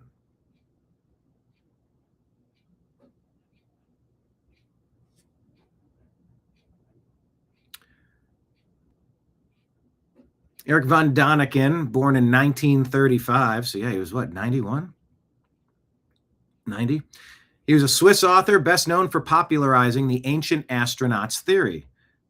They call him a pseudo-scientific idea that extraterrestrial I don't like that word, pseudo-scientific.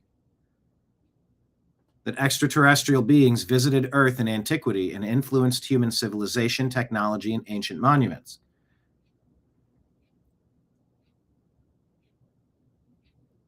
His 1968 book debut, Chariots of the Gods, ? Became a massive international bestseller. It sold tens of millions of copies.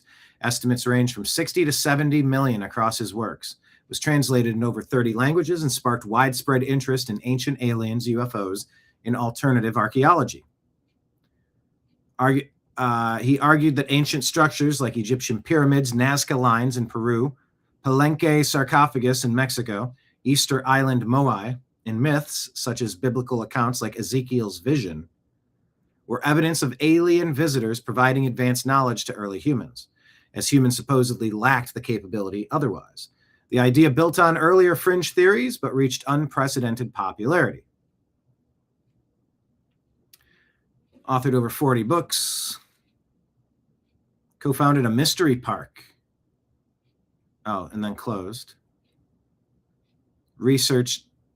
Established the Research Society for Archaeology, Aeronautics, and SETI, AAS, and gave countless lectures. Honorary doctorate from Bolivia, but mainstream called him pseudoscience, citing misinterpretation, selective evidence, ethnocentric undertones, underestimating ancient human ingenuity.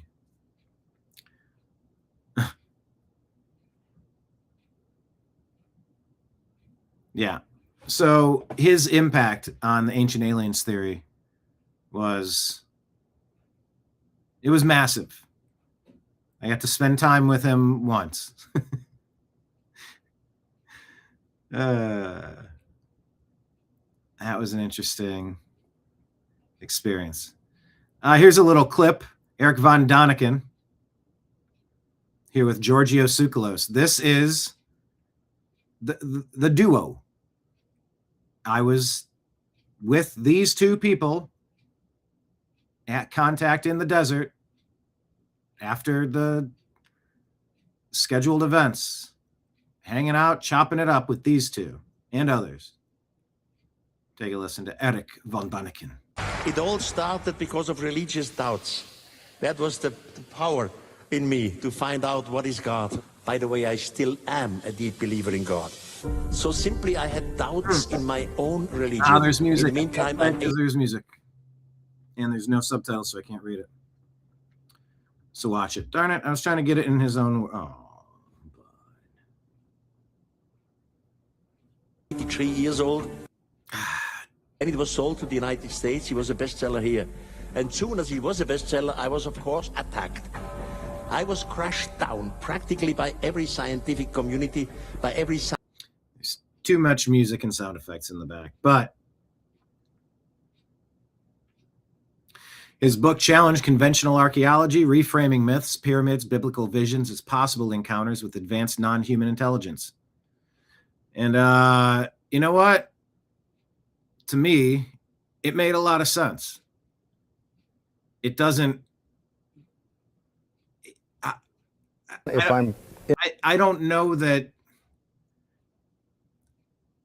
I don't think that believing in ancient aliens means disproving the Bible or God. I think it's an interpretation. And it connected so many dots for me. Here he is asking some forbidden questions about origins, the gods, and whether humanity has been influenced by non-human intelligences for far longer than we've been comfortable admitting. It is probably my favorite topic, and I don't cover it enough. Yes, he did have a theme park. He opened something and then it later closed. I think it opened in 03. Our guest is Erich Von Daniken, whose belief it is that many, many thousands of years ago there were extraterrestrial beings on Earth, that they created man. If I'm incorrect, he will correct me in a moment, and that they have now vanished and will return, but meanwhile that they have left evidence of their visits. This is his new book. He, of course, wrote Chariots of the Gods. This is his new book, Von Daniken's Proof, which is available in a Bantam paperback, and I'm sure you can find it at your bookstore. Did I summarize it reasonably correctly there? Yes, I would say. I'm absolutely convinced that this planet was visited by unknown beings, unknown times ago, some thousands of years. Secondly, I'm sure that these beings from outer space created our intelligence by a kind of deliberate or artificial mutation, some kind of test tube baby, you know? Or in other words, without that visit, we would still live among the apes today. Ah. In other words, they created man as we know him, at least, or they enabled him to evolve. They enabled him, yes. I mean, we have the body and the skeletons from the family of ape, there is no doubt. We belong to the ape family. But there is a big difference between every ape and us. We are intelligent. I mean, our family tree is still alive. If I think of gorillas, chimpanzees, orangutans, but I haven't seen one with trousers on. Yeah, but chimpanzees can talk, too. If you teach them. Yeah, that's what I mean, if you teach them, yeah. And if you teach them, that's the proof that there is some teacher behind it. Yeah. We are intelligent, we are talking, we have culture, we have paintings, we have music, we have friendships and all this. This is the proof we are intelligent. There's someone behind it. It was not coincidence, it was made. By the way, every mythology, real old mythologies, including the Bible, says that the gods created man after their own image. And I'm absolutely sure that these so-called gods have been visitors from another solar system. Do you have any idea why they came? Yeah. I mean, there are no records, of course. No. It's quite complicated to explain. I try to make it short. You must know that the distances between the stars are extremely big. So if someone wants to reach these distances, he needs a high-speed vehicle. Otherwise, he never arrives. Soon as you have a high-speed vehicle, you have problems with time, because a moving object, and a fast-moving object, has another time than a standing object. In practice, this means that for the rocket crew, maybe 5 years or so may pass, depends on their speed, while on the starting planet, some thousands of years may go. Now you ask, why have they come here? Yeah, and this is a dude you could listen to for hours. In that whole Ancient Alien series, it's very it's very interesting. It's very fascinating.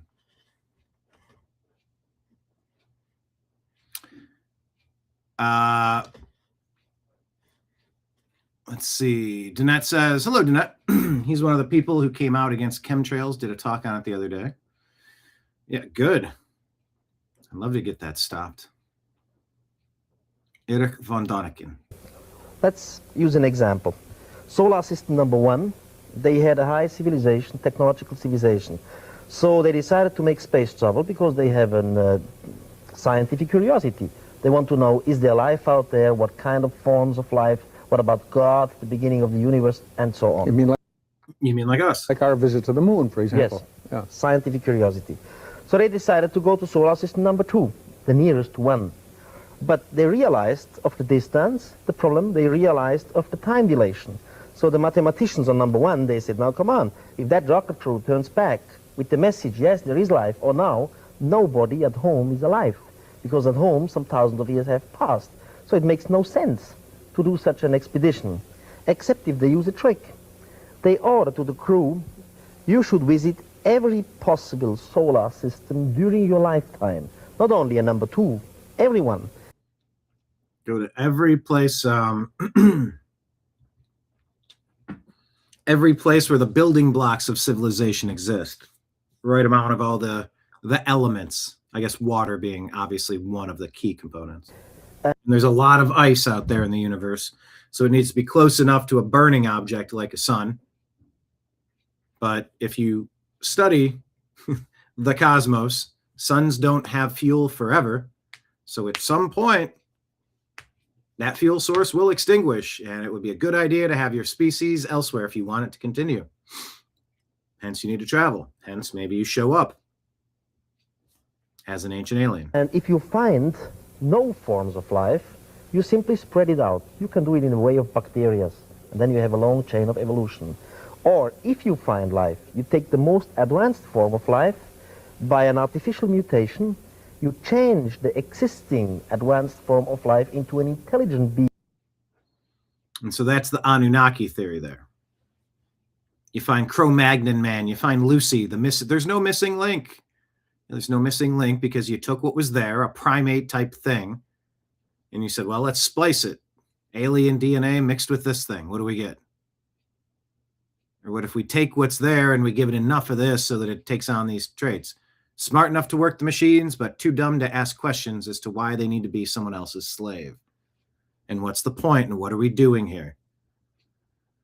Why does it feel like we're just mining for gold every day? Maybe that is the name of the game. Rest in peace, Erich Von Daniken. I found myself... Our guest is Erich Von... Oops, where's the profile? Yeah, I found myself with these two.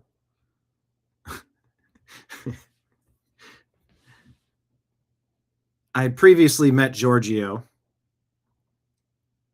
at a Conscious Life Expo. Zachariah Sitchin, the 13th Planet, about Anunnaki. Old gentleman, he was giving a speech in the other room, and I went through the area of exhibitors, and Giorgio was there with the Ancient Aliens crew, with his table for his stuff. And I told him, I said, hey, we were talking. First time I'd met him. And I said, hey, do you know that Zachariah Sitchin has given us a lecture? He goes, what? I go, yeah, Sitchin. He's like really old, and he's like, we're going to be right there. He goes, he's going to be right there? When? I go, like now. He goes, are you kidding me? I go, no, dude, see if you can get in. And like, we sort of had to talk our way in as well. And we did. Took notes. And I heard a laugh behind me once it took us a while to get in there. And I heard a laugh behind me, and I turned like that, and it was Giorgio. He had talked his way in too. So we watched Zachariah Sitchin, but then I believe it was after that we went to Contact in the Desert, and a mutual friend was over in their camp with Giorgio and Erich Von Daniken. And so we went in. It was kind of like this area away from, there were kind of like facilities where people were staying. There were places people were giving lectures. There were open air areas for vendors. But then there were like living quarters or like rental cabins or vistas. What do they call them? Villas. And so we found ourselves hanging out with Giorgio Tsoukalos, my friend, and Erich Von Daniken was over there, and he was inside, and we were all hanging out, talking, chopping it up for a while. And Eric comes out, and he was talking. He said, who are you? And I said, hi, my name is Brian Engelman. He's like, who are you with? And I'm like, I'm with the New American Media. He's like, who? I said, I'm with the New American Media. He goes, who is that? I said, oh, well, it's a news outlet. We come here, we get interviews, we talk to people, just kind of see what's going on. He's like, no, who are you with? No, I think he's like, no, now who are you with? Like, who is the New American Media? I'm like, oh, I mean, like, we're kind of like, we're not legacy media driven by agendas and corporations. We're just kind of like independent media doing our own thing, getting interviews and talking to people and getting behind the scenes access to just kind of promote events like this to other people that never even heard about it. So they'll come back and buy tickets, stuff like that. He's like, no, which person are you here with? I'm like, Nick. He goes, oh, okay. It took me like 3 or 4 times explaining who I was there with. And I'm like, oh, he means who, like what person? I just started explaining the New American Media.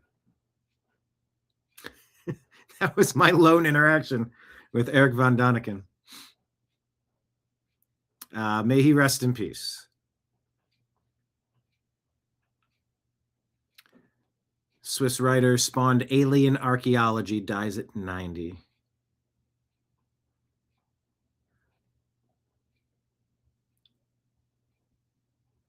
Yep.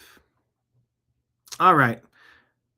And there we go. Update on Piper the cat in the criminal case. 6-year-old microchipped Siamese mixed cat stolen from the Lakewood, California home December 11 of 25 by Amazon Flex delivery driver, third-party contractor.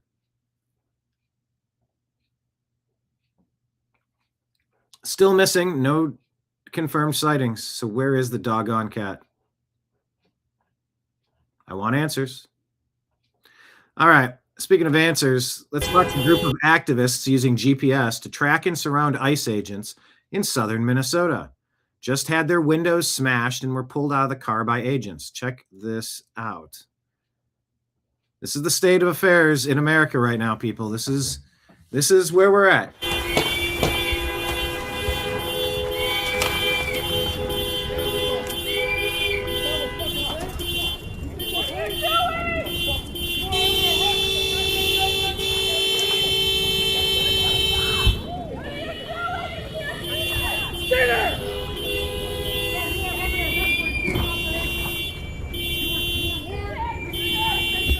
Got everything? This car right here, left road. Car? This car right here, left road. There's a lot of glass everywhere.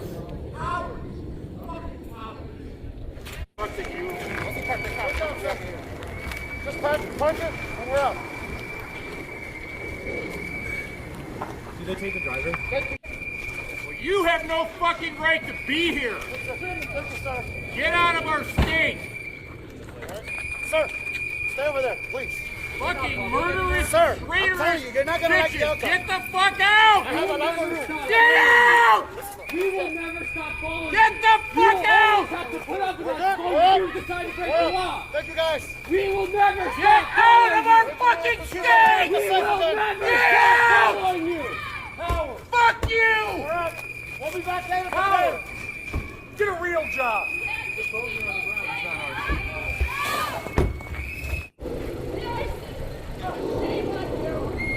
Sir, back up.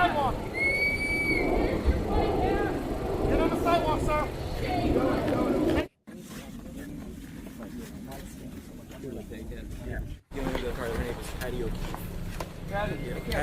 Was she an observer then? There you go. There's your tolerant left. David saying the Anunnaki and the Dracos are supposedly the evil ones that have messed with our DNA, and the Greys are supposedly organic artificial intelligence. I don't know. There's so much that we don't know.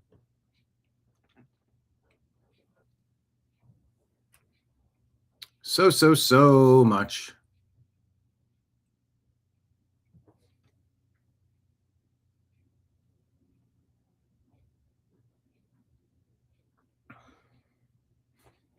Oh, I might. You know what? Let's do tomorrow then.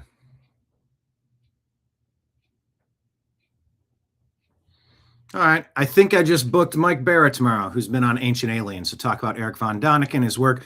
I've been meaning to have Mike on anyway. Mike and I are on season 2 of Strictly Football. Myself, Jim Mitchell, Ezrael Robinson. Mike Barrett, Jim Mitchell, Ezrael Robinson. On the Unhappy Hour sports show here on the New American Media, Strictly Football. Yeah, we're on season 2, episode 23, and I've meant to book Mike, my co-host for the football show, to just kind of get into the alien stuff, and I want to talk about the Venezuela sound weapon. I think I have some stories in the stack, but keep your eyes peeled. Maybe we'll do that show tomorrow. It looks like that might work. 12 to 1. And maybe I could unpack the news after that.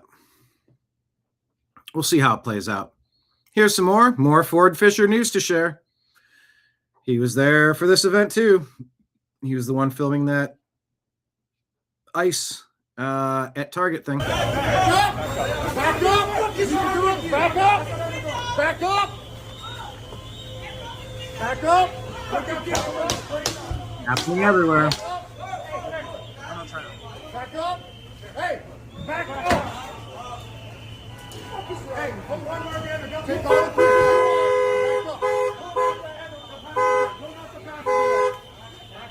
Back up.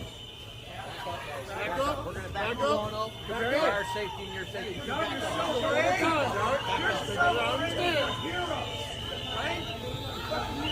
Stay there. There you go. Right here. Back up. Back up. Hey, Charlie, get in there.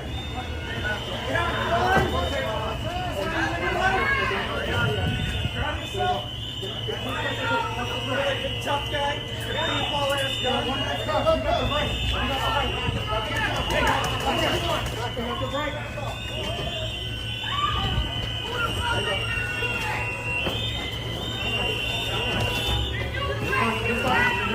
Back up! Back up! Back up.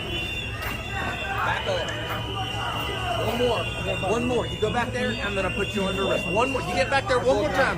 Back up. Back up.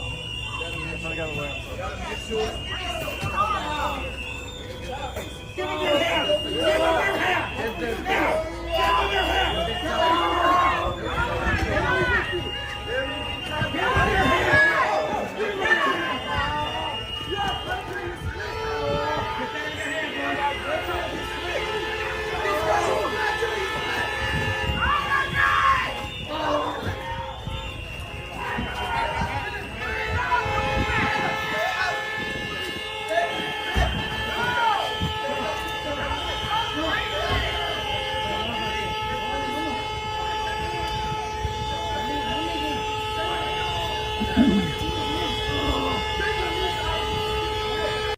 I'm sort of torn on videos like this because it's like,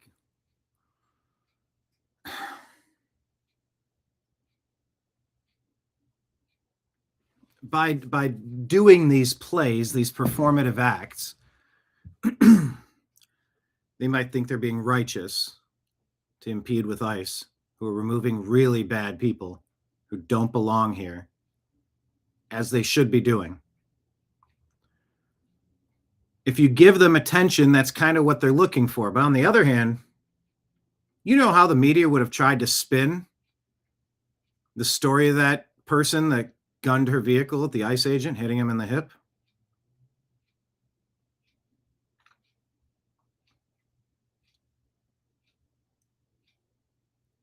Having video footage helps the officers. But it also just kind of feels like you're I don't know, just like waiting for something gruesome to happen, right? Am I making sense? Do you know what I mean?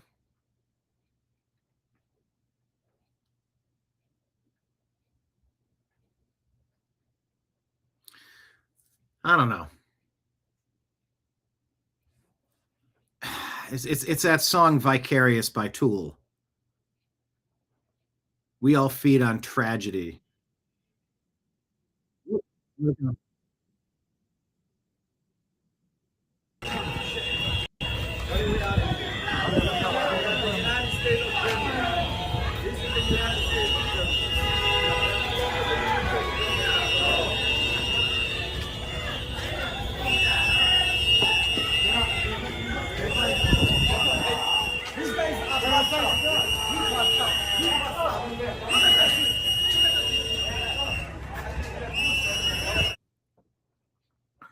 So there you go.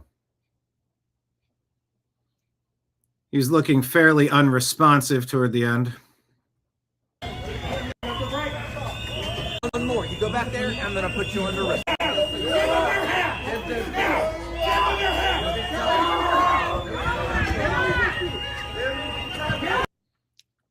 Yeah. So let's check in here in Minneapolis in another spot. Check this lady out. Hate what's happening to it with people who frankly aren't from here coming in and telling us who should be here. And when it comes down to loving my neighbor, I'm just going to love my neighbor. So you have a little peanut with you. I do. This is Lola. Lola and your little peanut Lola. You're going to love your neighbor. Did you check to find out if that neighbor's a monster who would destroy you and your family? why was it important for you to bring her? Just to feel the energy of love and community, and to show people that I'm not going to let someone else intimidate me to live in a city that doesn't represent what I want it to represent. I want to be able to bring her in a place where people are saying we love our neighbors. Uh-huh. There are reports that people are bringing their babies as human shields. You saw this in Gaza. You're seeing it here in Minneapolis. Human shields. Why are you bringing your dogs? Why are you bringing the children and the pets into harm's way? That feels like a very risky thing to do. Danette says this is a diversion ploy and it's working.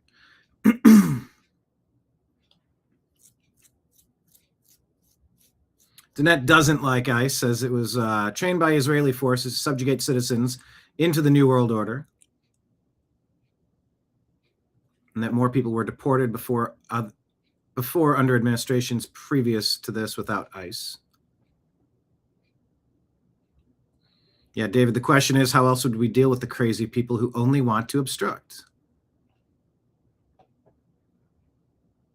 Minnesota is, I grew up here, it's known as a very welcoming place. Can you believe your eyes? Can you believe what you're seeing happening on our streets? I mean, no, and also I have to, because if I don't believe it, I'm not going to take action, and I think it's important to stand up for what's right and show up the way that I would want someone to show up for me. It's amazing. And what's your name? I'm Molly. Molly. Thank you, Molly. Thank you. I hope you make it back. Thanks.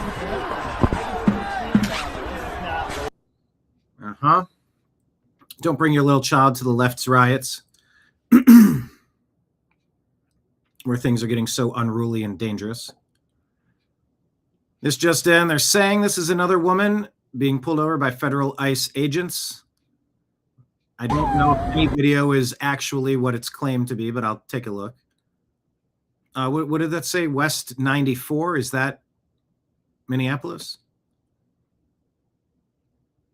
Another woman was being pulled over by federal ICE agents, decided it was a better idea to try to run and lose them. Instead, ended up crashing her vehicle into a pole and getting arrested anyway. Democrats caused all this. They told these people it's okay to run. Oh, is that what happened here? That's what they're claiming. Yes, just turn it down. Love honking.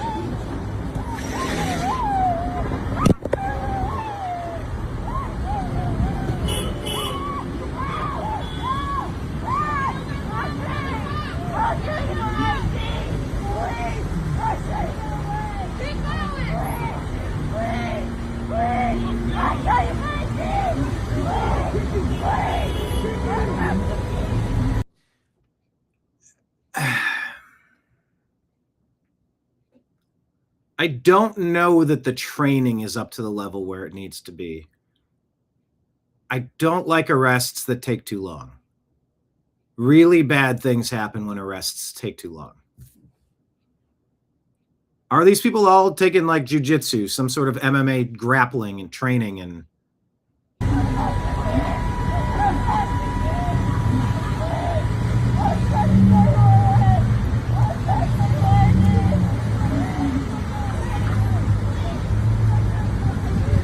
Arrested and left. If this person was in a car crash, they might be hurt.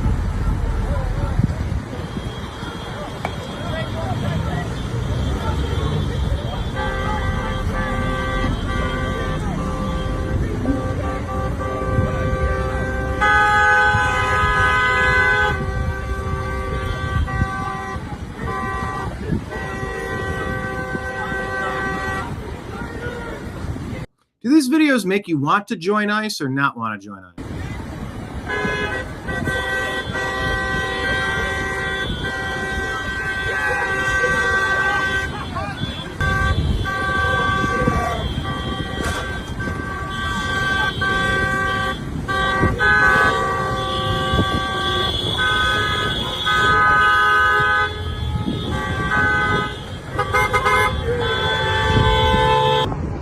know what's going on? Fucking kill somebody, man. My garbage. Really? You saw the whole thing? I couldn't see mostly because I'm right there on Concordia. Yeah. But I could see them get out of the fucking car. Well, how did this happen? I think they fucking Driving by. She was pleading. She was lying right here, and she was pleading. What's going on right here? I didn't get to see the you were here. No, I was coming out of my house right here. I was right there on the corner, man. God, and I just come out and I heard all the honking. Mother. And I could see all these fucking agents right there. Yeah. Fucking terrible. So there was a young mom driving this? A young mom. You know, explain that, bro, because I don't want to be on that. How'd she end up crashing into the pole? Here. Okay. Here, I'll stop recording. I won't even get to the video. Look what they did to that shit. Okay. Look what they did to that shit. Who's they? Yeah, I just saw the tail end of this. I came around the block. There was a woman lying on the ground surrounded by about half a dozen agents pleading. And I guess half a dozen sounds like more than 6. now she's gone. Look at this. Welcome to Minneapolis. Minneapolis, St. Paul. Corner. Should we go out to Minneapolis? Should we put together a excursion fund? Do a give, send, go? Should we go up there and see what there is to see? Film what there is to film? Should we go?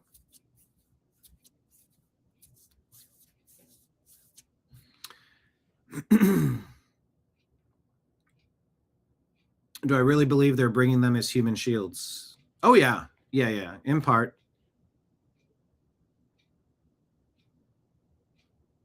And in part, poor judgment. And in part, they think they're doing the right thing. There's probably a mixture of all three of those.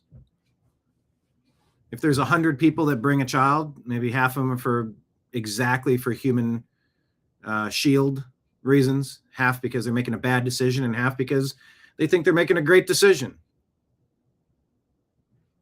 I don't know. I don't know exactly which one she's on, but yes, I do think some of them are. David says they all seem like when they're getting arrested, they constantly want to fight or resist the federal agents. That's their plan. Kenneth is so glad he no longer lives there. Oh, you recognize that area too. Yeah, again, why run from federal agents? They're getting very bad advice from people that just want to see some martyrs. They want to instigate and watch it happen. It's like someone that tosses a scorpion and a tarantula into a terrarium and shakes it up so they fight. That's what they did at what was that? The Fine People hoax? That was Charlottesville. Some organizer did a unite the right thing. And the police, like if you look into it, it was like they funneled, the police forced them to confront each other and fight. Really weird. Anytime you look at people gathering to do stuff like this, you got to wonder who's pulling the puppet strings, who's the orchestrator. You know, these are promoters in the real world. Just pick your city and they're going to do what they're going to do. Yeah, there's a lot of competing interests at play. I don't know that there's one easy answer that sums everything up.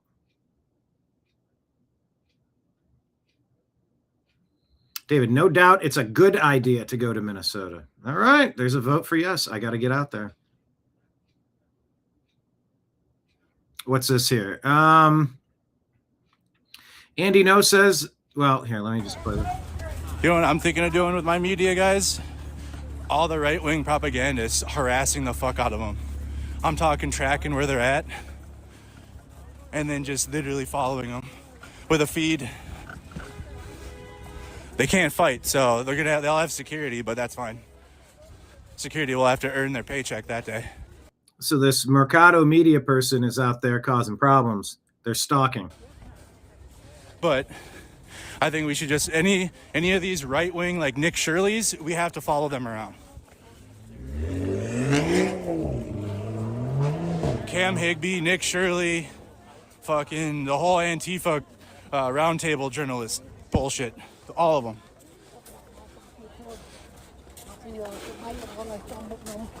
They need to not be able to move without the entire country in which people are against Trump know where they're at. You're catching on to the domestic terrorist vibes here, right? Agenda Free reported it. Mercado Media did. Uh-huh. Far-left streamer Andrew Mercado says he's stalking right-wing journalists to incite violence. Later, he sicked a mob against Nick Sorter and Cam Higbee. Okay, so after he said this, he found a mob and they launched him at Nick Sorter and Cam Higbee, those people in the car that were attacked. That's what this guy did. How long before he gets arrested? Let's see. If you're on the fence, I don't know, does it matter? Republicans, Democrats, they're basically the same thing, right? No, they're not. Listen to what Democrats are. Oh, she's such a liar. Watch this. They are claiming this is an act of terrorism. Yeah, Renee Nicole Good, as you hear her say, she's not mad. She's sitting in her car, peacefully waving cars to get by. Oh, it's as if it's her. Oh, yes, yes. It's at the pleasure of Nicole Good that we exist in her universe. Oh, she's so thank you. Thank you, Nicole Good, for letting us get by. I'm glad you run the streets now. I'm glad you're in charge. Oh my God, Ilhan Omar is the worst. Agent, as you see, gets out of his car, automatically starts running towards her, Running. I don't think running is the phrase that you use. Trying to open her door. She feels scared. She tries. Yep. Justifying running over cops is Ilhan Omar. Where are the indictments? Why is she still walking around? Eyes to turn the wheel away, and then you see the other officer who can clearly see the car is move towards the front of the car, which if they are saying that he has. She's talking to us like we can't watch a video and prove that she's lying about this. 10 years on service and is trained, he should know that you shouldn't be trying to get in front of. It's his fault. You know, you can't blame the rapist. She shouldn't have been wearing a dress like that. It's his fault for putting himself in the situation to get run over. You know, I mean, you can't blame the guy that does the running over, girl in this case. A moving car, and so it is. Oh my God. You don't dislike Ilhan Omar enough. Can she be denaturalized? Can she be deported? Can she be arrested for treason? It's not acceptable for Kristi Noem and the president and the vice president to make these kind of judgments without there being a full investigation. You're making judgments lying about it. Even though we can see in the videos that have been produced so far that what they are describing is really not what is taking place. And so if they're saying that we shouldn't believe our eyes, then let the investigation take place before.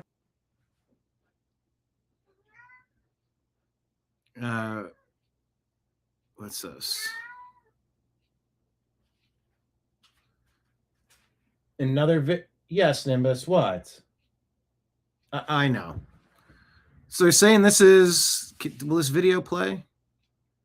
Renee Good's vehicle blocked ICE agents for over 3 minutes while she's dancing to her own car horn. All right.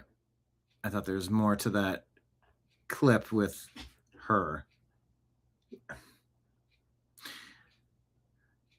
Okay. We need to talk about this audio attack. Venezuelan soldiers. There's a report going around, witness accounts.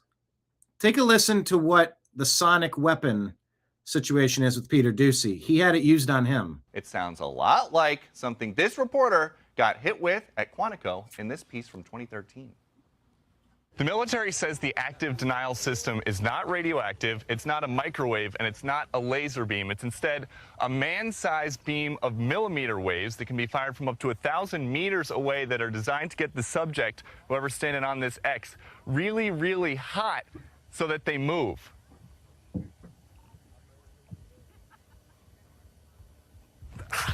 that, and it's about 50 degrees out here right now, but I just felt like it was about 1,000, and I've never been inside a tub that somebody dropped a hairdryer in, but I would imagine that that's what it feels like. It sounds a lot like something this reporter... All right, well, there you go, the active denial system.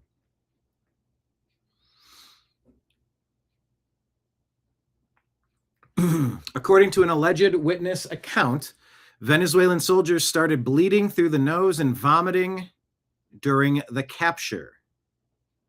Have you heard about this now? Yeah, the brown note. At one point, they launched something. I don't know how to describe it. It was like a very intense sound wave. Suddenly, I felt like my head was exploding from the inside, a guard reportedly said. We all started bleeding from the nose. Some were vomiting blood. We fell to the ground, unable to move. We couldn't even stand up after that sonic weapon or whatever it was. We had no way to compete with their technology, with their weapons. I swear I've never seen anything like it.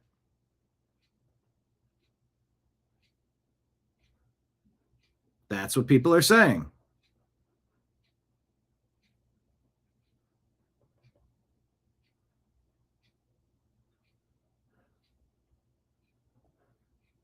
All right. This dude, I've seen him. What is his name? Scott something?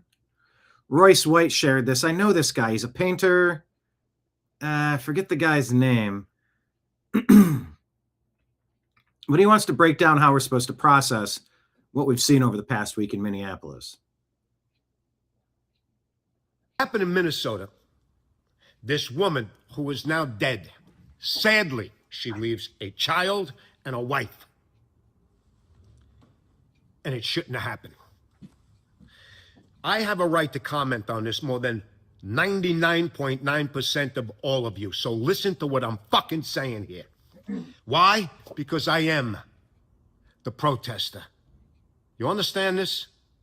For 35 years, this is what I've been doing. Thousands of protests, dozens upon dozens of arrests. And the reason I am still here, I don't have stitches from a fucking billy club, I don't have marks from a taser, is right here in this image.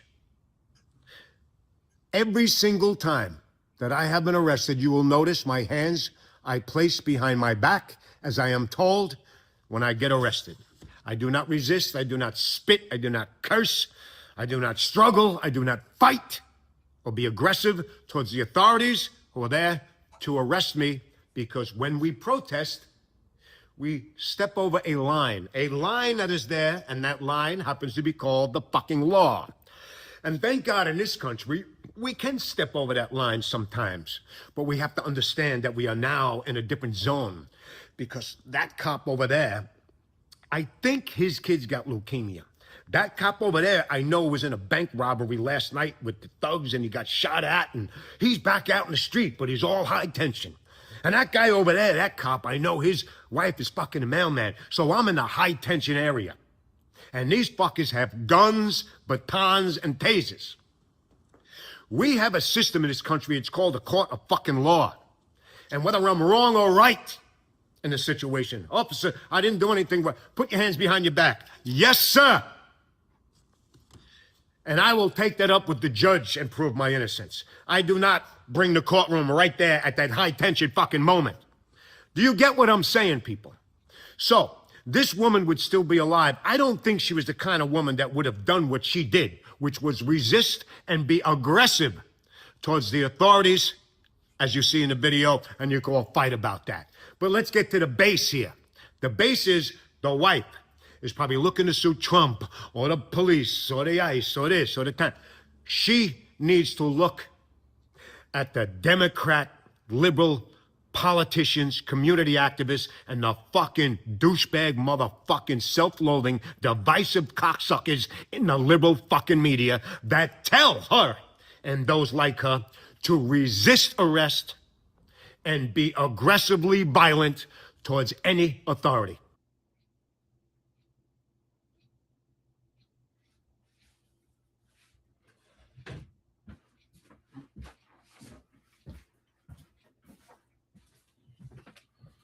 Yep. The dude is correct. Obey the cops.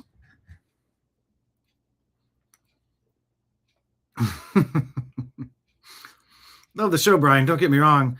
Just because I'm screaming about things. They're using Omar for a reason. They want you to be mad about it. But it's not just that, Danette.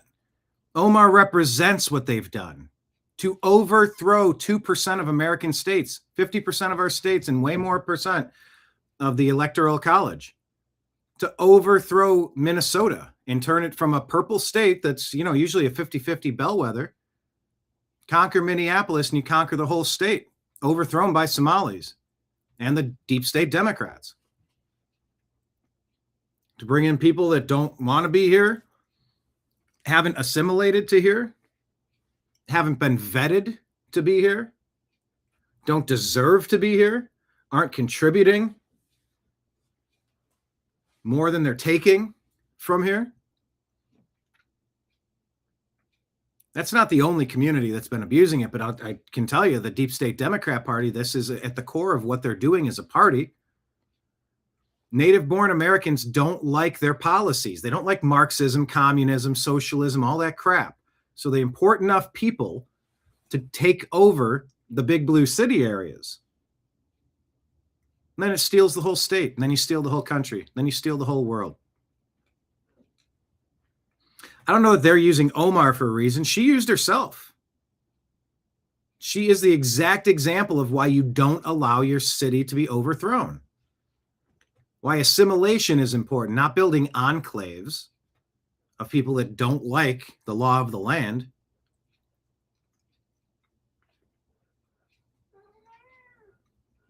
Nimbus agrees. Have you heard of Ben Bankus, the comedian? Let me play you a moment of him. This used to be a good country where there was groupies and stuff. Now they just have these ice ladies. The woman who got shot in the face by ice. I call her the ice lady. Or after a couple drinks, I call her ice lady. But she's dead, and it's a damn shame. The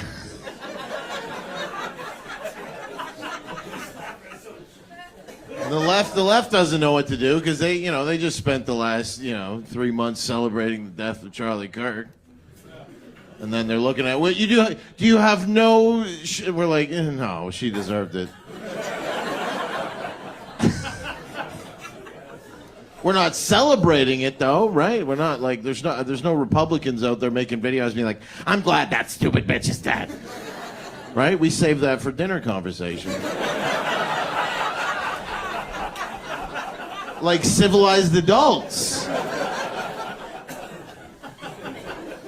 I guess liberals just have no friends, so they have to make one of those videos where they're like, I don't know what the fuck I'm gonna do, but I'm gonna fucking What is that? What is the deal with that? That they just some fucking blob in a shitty house. Like every person who makes one of these videos, angry, these liberal angry videos, they're all poor, obviously. You can smell their house through the video. You can fucking. She's standing in a certain way, like with her shoulder up, so you don't see the fucking piles of junk and hoarder shit. Screaming about the Constitution and shit like that. Fuck the Constitution. I don't care what a bunch of white men from 200 years ago. Oh, Jesus Christ, they were right. Back then they were like, do not let these women vote. The awfuls, the affluent white liberal female, the awfuls, the worst voting bloc in the country. If you care about freedom of speech, you better not let these bitches vote. Amy Acton in Ohio trying to run for governor against Vivek Ramaswamy, the lockdown queen of COVID. And now we did, and they're fucking screaming in their cars after they go to Sonic. They go get a nice Sonic fucking sundae and sit in the car and make a crazy video trying to lose their job. She was an innocent woman trying to kill a police officer. What are we doing? Yeah, that was Ilhan Omar, essentially. She was an innocent woman trying to kill a police officer. Either intentionally or unintentionally, she made horrendous decisions. She created the situation that resulted in.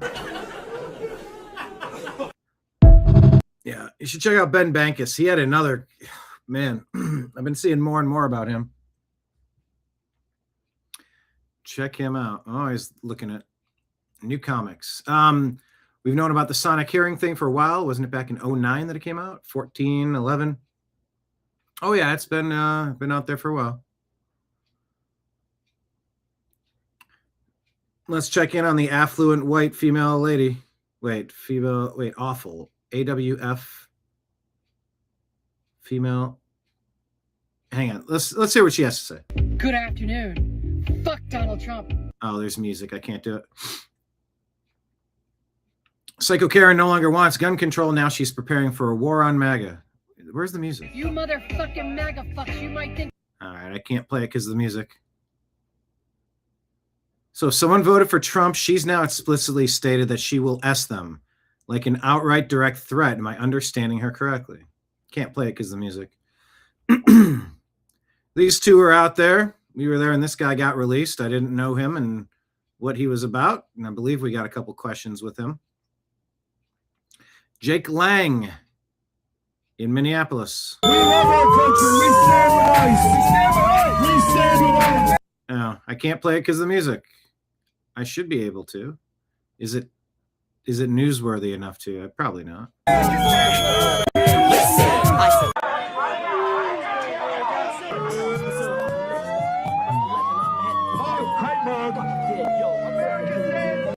Too much music.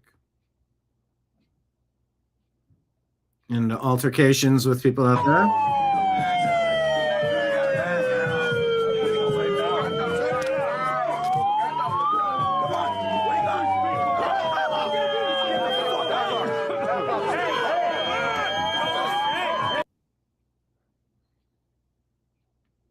So is this guy arrested? Like they don't do enough arresting of troublemakers. You get violent, you get handsy, you start trying to harm other people. Like that's not part of what our country allows. So Cam Higbee says, this is the guy that stalked me for a mile. You think it's permissible for people to attack me, and that's covered under self-defense, even if I don't strike them first? I think that there's an argument to be made during such terrible times as these that like opposition forces could be justified. Yeah, with attacking or killing people that don't agree with them. Potentially, yes, yeah, I think so. Attacking or killing people that don't agree with them is permissible during times like well, these. Can I give you like a philosophical example? Like if I ran into a room and I said, "Oh my God, there's a guy in the hallway who's trying to kill me," and then you like ran out and like to defend me because we were buddies, you like killed that guy or hurt him or whatever you did. Like I'd be culpable for anything you did to him because of the lies that I've told. Yeah, exactly. So I think that you're spreading ideologies that are. That's wild because that's exactly what this dude is doing. They are so good at pointing at you when they tell on themselves. What he just described is what he's doing to bring the mob to hurt these guys, which makes him culpable. Anything you did to him because of the lies that I've told. Yeah, exactly. So I think that you're spreading ideologies that are, in this analogy, similar to running into the room and saying it's those immigrants out there. I don't think so. It's this. What ideas am I spreading? Was I spreading any ideas today? You're spreading the idea that you should watch that video and think that Jonathan Ross is. Was I spreading that idea today, or spread that idea to me? You asked me what my opinion was, and I told you because you asked. Yes. Right. So was I going around telling people? So here you are on the street talking about it. I'm talking about it. Was I going around telling people that opinion? What? Was I going around telling people that opinion? You told me. Because you asked. Did I tell anyone that opinion? Yeah, we come out in the street. We talk about things. We did I tell anyone who didn't ask? We talk about the fact that this guy doesn't think Renee Good was murdered and he likes ice. This guy is literally stalking me. Looking out for my neighbors, man. Like you support ICE. You don't think Renee Good was murdered. You think that it would be acceptable for somebody to hurt or kill me? No, I didn't say that. You did. You said that you think that it's acceptable for opposition forces to hurt or kill people who don't agree with them. Not like. And you are not across the intentionally, board, like you not are in any intentionally following me circumstances. around and telling opposition forces that I don't agree with them. Yes, I'm exercising my First Yeah. Amendment And you right think to so? You think name that it and would shame you? You think that it would be acceptable for people to hurt or kill me? For the things that you believe in? Yeah. They're unhinged out there, people.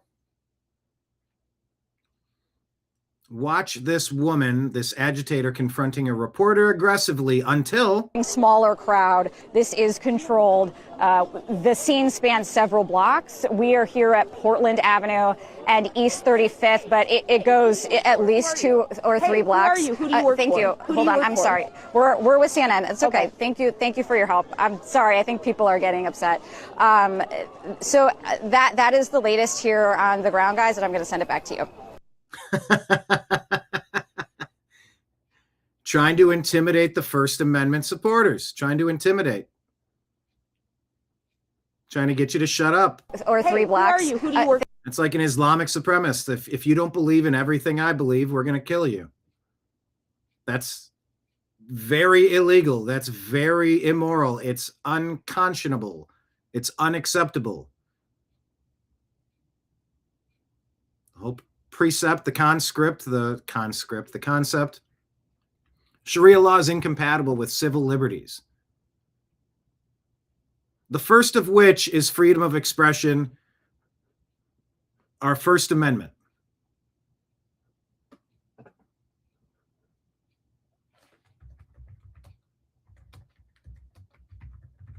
The right, well, not the right of the people to keep and bear arms shall not be infringed.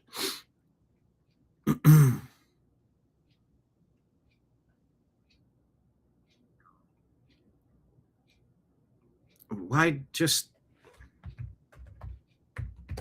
trying to get the wording correct? And Grok wrote me a paper on it. Just type it.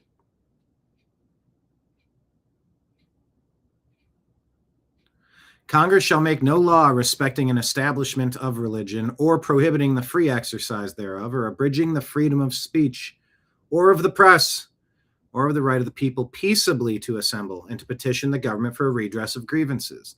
Anybody who's getting out there in front of the media and trying to bully them, intimidate them, harm them, civil rights violating monsters. But when she identifies herself as being part of their team on CNN, they let up because they know CNN's in their camp. At least 2 or 3 blocks. Who are you? Who do you work thank for? you. Who do Hold you on. work I'm for? sorry. We're with CNN. It's okay. Thank you for your help. I'm sorry. I think CNN, it's okay. That was a very odd thing to say there. 2 or 3 blocks. Who are you? Who do you work thank for? you. Who do Hold you on. work I'm for? sorry. We're with CNN. It's okay. Thank you for your help. I'm sorry. I think people are getting upset. So that is the latest here on the ground, guys, and I'm going to send it back to you. Smaller crowd. We said civil rights violating thugs run the foot soldier club of the Democrat Party. We have a First Amendment right to go and say as we please. Get out of the faces of the rest of us. That's violence. Your intimidation and threats have been documented. Act accordingly.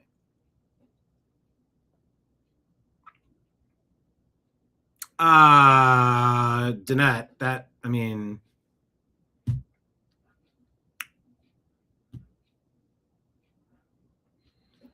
ask, does affluent white liberal female liberal? Yep, affluent white female liberal. Let's check in with the affluent white female liberals. How are they doing?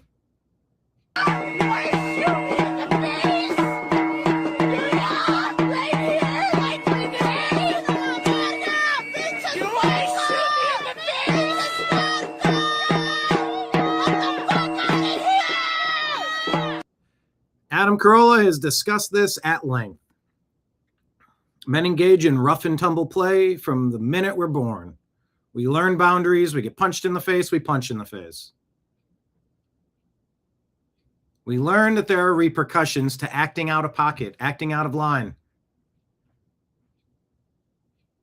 So if you're smart, you avoid acting out of line. Women are not raised this way. Exhibit A. Getting in the face of ICE, screaming at them because they're getting people out of the country that do not belong here. Defending people with criminal rap sheets who do not belong here. These people want to get in the face of the federal agents that are helping remove these problem people. Trying to pick a fight and begging to get shot in the face is what she's doing.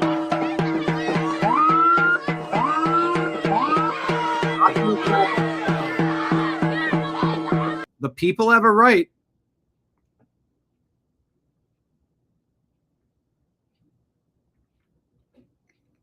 freedom of speech, freedom of press, and the right to peaceably assemble and petition a government for redress of grievances.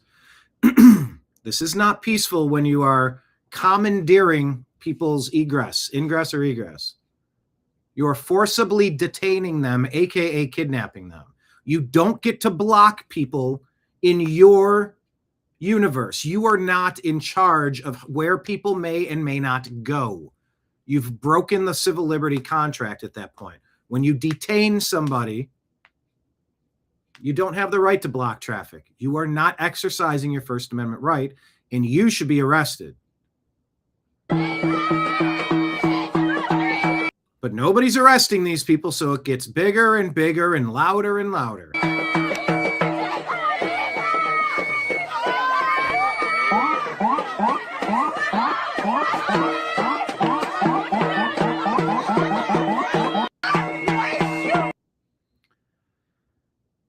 Clay Travis says, so crazy white chicks just show up and scream at ICE agents trying to provoke them to engage in violence. This is their entire goal, and this is basically the entire Democratic Party base.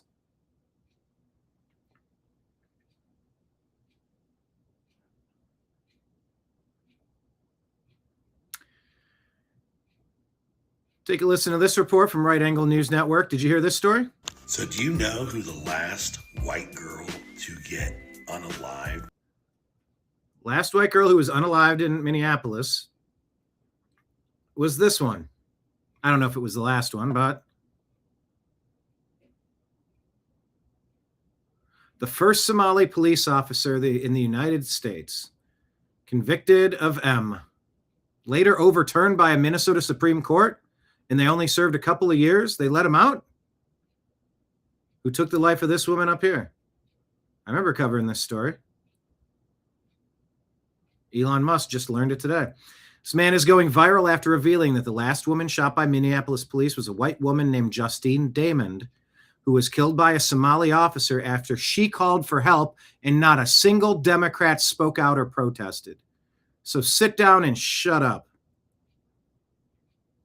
If you weren't marching in the streets over this, you can sit this one out.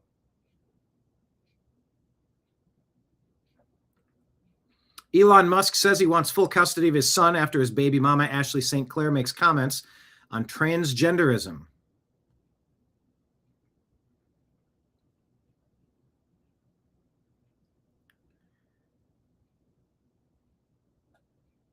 Let me tell you an update for our Strictly Football show coming up tomorrow at 3 p.m. Eastern.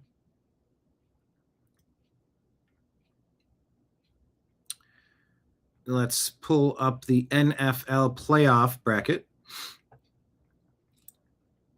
In action yesterday, thankfully, the Jaguars have been eliminated. Let me see if I can pull this up for you. To you non-sports people, this will just be a quick segment, I assure you.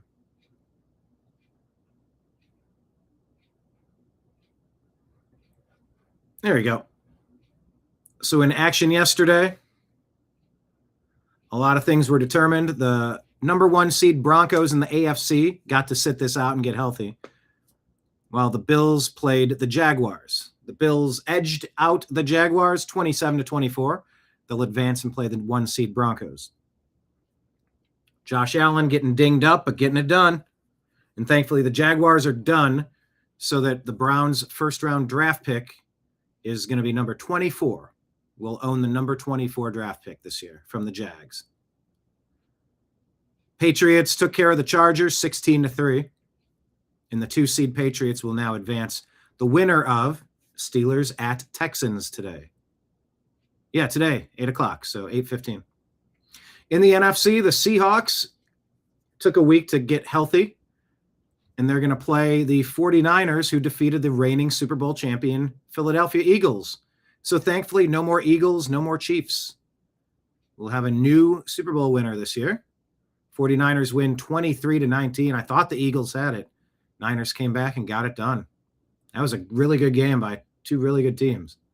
But they'll play the number 1 Seahawks. That's the favorite team of Jim Mitchell and Mike Berra. Congratulations to them.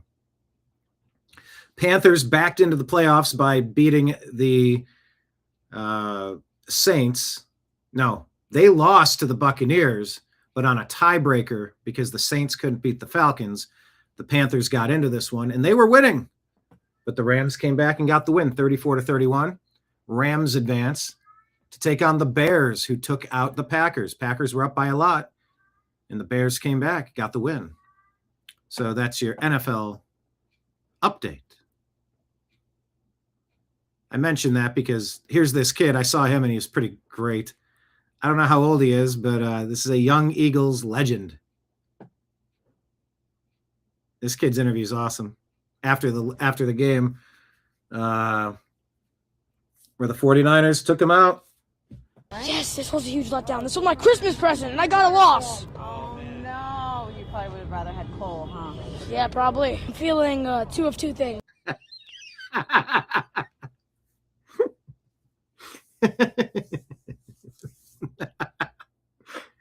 You probably would have rather had Cole, huh? His eyes dart left and right. He's like, yeah, probably. It's like, whatever, lady. Leave the sound bites to me. Cole, huh? Yeah, probably. I'm feeling 2 of 2 things. A, I want A.J. Brown packing his bags, and I want him somewhere else that is not here. I love you, A.J., but, like, you can't make those drops in that game. And I also want Kevin Patullo flipping burgers at, like, the local McDonald's or something. I don't care. Why do you say that? Whenever he's an offensive coordinator, it's like he's flipping burgers. One side, he's cooking.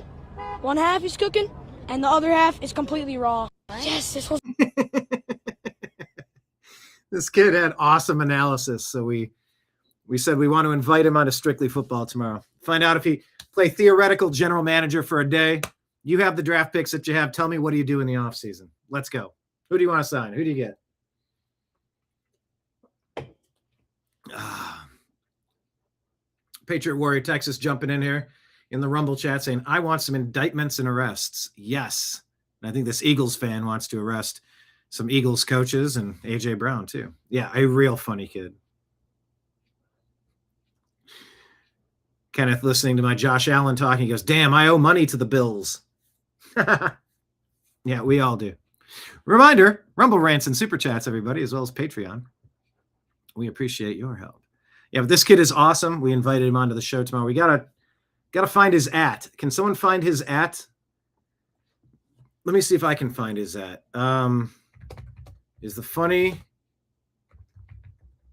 Philadelphia Eagles kid who talks about flipping burgers on Twitter X.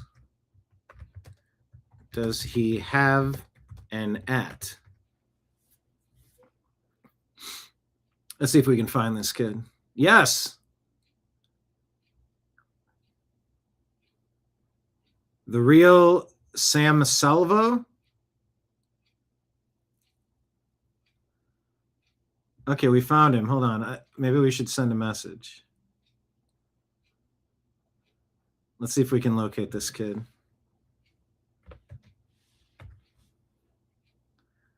No results. Oh, there's a... No results. All right, we'll have to keep looking. If someone knows how we can contact this kid, we'd like to invite him on the show.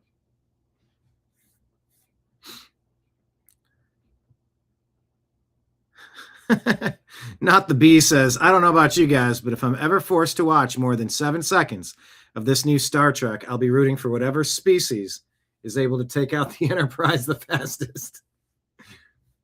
Elon says, turns out they banned Ozempic and LASIK in the future. I wonder what LASIK does.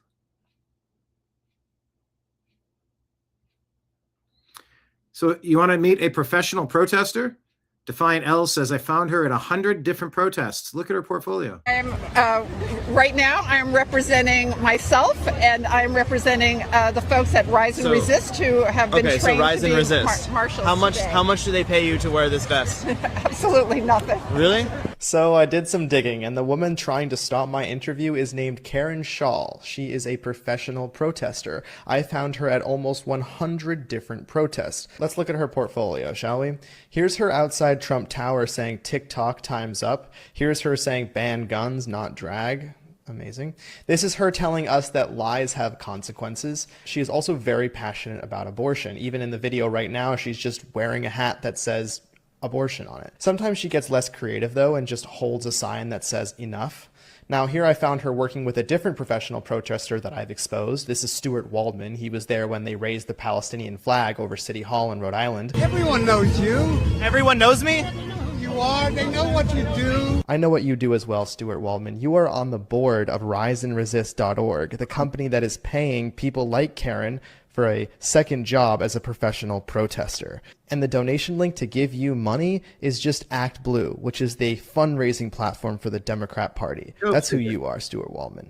Now back to Karen. I found her with another professional protester that I've exposed. This was back at the Tesla protest. This is just a few photos of this other professional protester out of maybe 50 that I found. Yep. So where is the counterbalance of this on the right? I think the right should probably have a counter to this in the big cities. Seems like that could be helpful. All right, let's check in on California's homeless task force and what's happening there. How are the Democrats governing in other spots where they rule completely, like Mayor Jacob Frey of Minneapolis and Tim Walz? How's it going in California? The county board says, oh, we have no idea how much has been spent. To make matters worse, they're in conjunction with a homeless task force that the people who are on that homeless task force decide where all the money goes. Well, guess who serves on that homeless task force?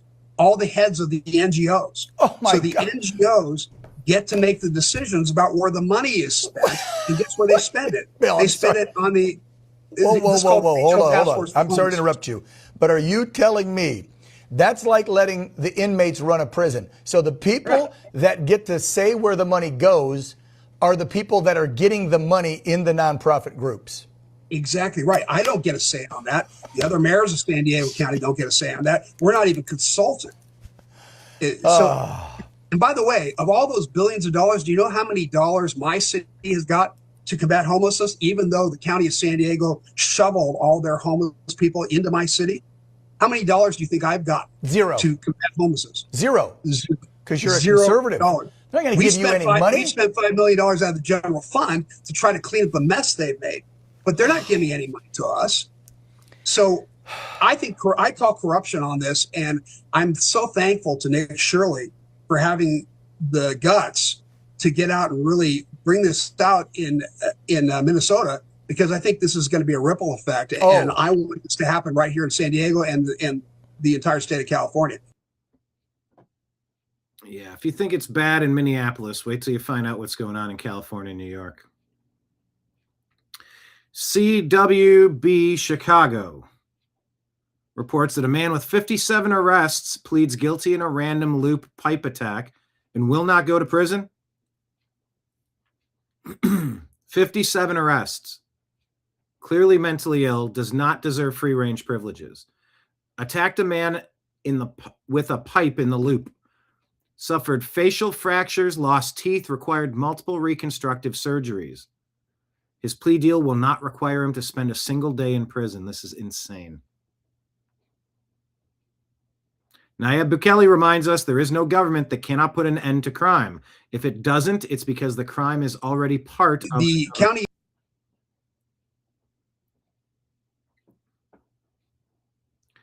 Stephen Miller commented on this and said, this is a form of political terrorism unleashed by the Democratic Party.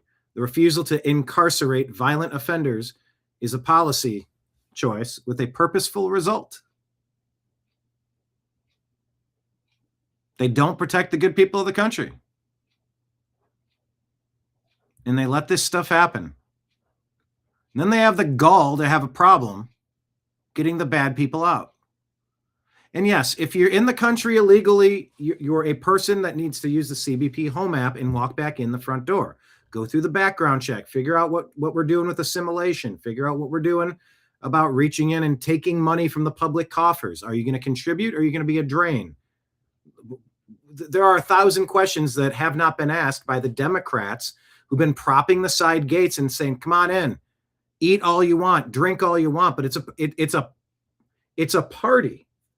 This is a private event. This is a private nation. Come on in, but you go through the front door. We check your ID, pay your cover charge, you walk in. We go over the ground rules before you're allowed to just run rampant in here and ruin everybody else's day. We have every right to say, if you're not here legally, it's time to go. Jim Ferguson here reporting the Arctic power shift has begun. Marco Rubio is now walking into meetings with Denmark and Greenland right now, not for diplomacy theater, but because President Trump is moving to secure Greenland for the United States. Take a watch. Again, we're using maps here. You got to use your imagination a little bit. This is not flat. This comes up to the Arctic Circle. This all comes to the top of the sphere. So if we draw a line and just consider this, the north part of the approaching the Arctic Circle. Look at all of these Russian military bases, hundreds of them. And in those Russian military bases, which are on Russian land, but incredibly close, if not in the Arctic Ocean and Greenland, which is incredibly close to us, we look at some of the assets here, and that's where we start to take notice. There are naval assets here. Think a lot of the nuclear submarines, things of that nature, and opportunities to cross the Arctic Circle and get to us really quickly. Again, what it comes down to is Russia is a northern country. Of course, we're going to have more going on up here. What can we do to monitor this, to combat this, to deter this? We had the nuclear missile crisis in Cuba because they were trying to get closer to us. Well, if we owned Greenland, that's not a problem because then that's our territory and we can put whatever we want there. Not to say we can't in some ways already, but it really makes strategic sense. And what's right below Russia in this area? We have another big foe. So this idea that we could have a larger presence there in Greenland, also be able to go in and explore so much there that is natural resources and opportunities to learn the world we're going to live in 100 or 1,000 years. I love it. Yeah. So we'll see. Jim says it's not a land grab, it's geopolitical survival. Greenland sits on the front line of the Arctic battlefield, the shortest route for Russian submarines, Chinese hypersonics, and the next great resource war. Whoever controls it controls the northern gateway to North America. Trump isn't asking, he's acting. The Western Hemisphere is being reclaimed. The Arctic is being locked down, and history is being written in real time. Greenland is no longer a frozen island. It is the keystone of global power.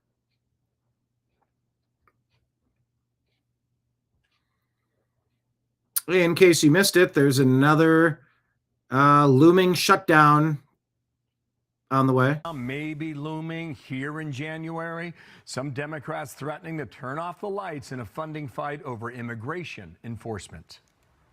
You're not ruling out a potential government shutdown over this battle for DHS reforms. That's a decision for Republicans. But you don't rule it out. They control.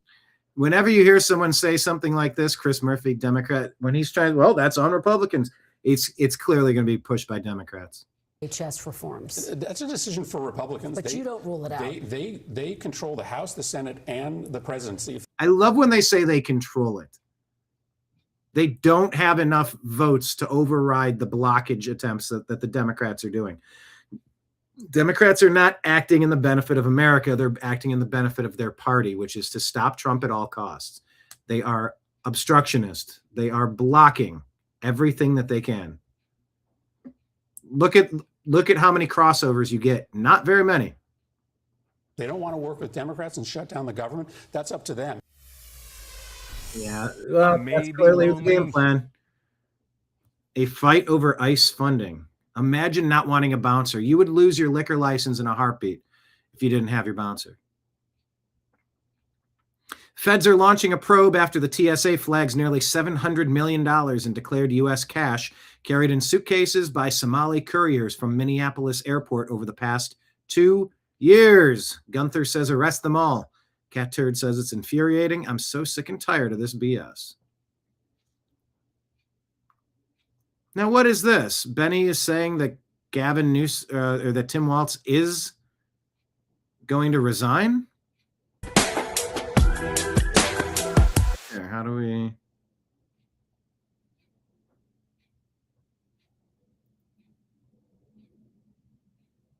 What is the show? Possible action in Iran. And must be ours. So yeah, this is what it looks like. I don't know. I was just tuning in for the Tim Walz thing. Showing Greenland. Greenland. What about Tim Walz? HHS, the DOJ, the last time I'm answering to the cameras why he's dropping out of the race. And he's so panicked by it that he starts screaming about January 6th. It was January 6th. Okay, that was the date. It's just a couple days ago. But Tim Walz, Mr. Magoo, when asked, like, there's all this grotesque Smalley fraud. You're being investigated by the Department of Justice, Department of Labor, Small Business Association, HHS, the DOJ, the Treasury Secretary was here all week. And I don't know if we have anything from Bessett, but Bessett was on a warpath in Minnesota. It was really something else. He blocked all wires out of the country. If you're getting welfare and then you take that welfare and you send it out of the country, like how dumb are we how stupid are we as a nation? How weak? What bitches are we if we just like allow some immigrant, some parasite to come here? All right. Well, I tuned in because he says that he's going to resign. We said he's Tim Walz has said that he's not going to run in the upcoming term. Let me see.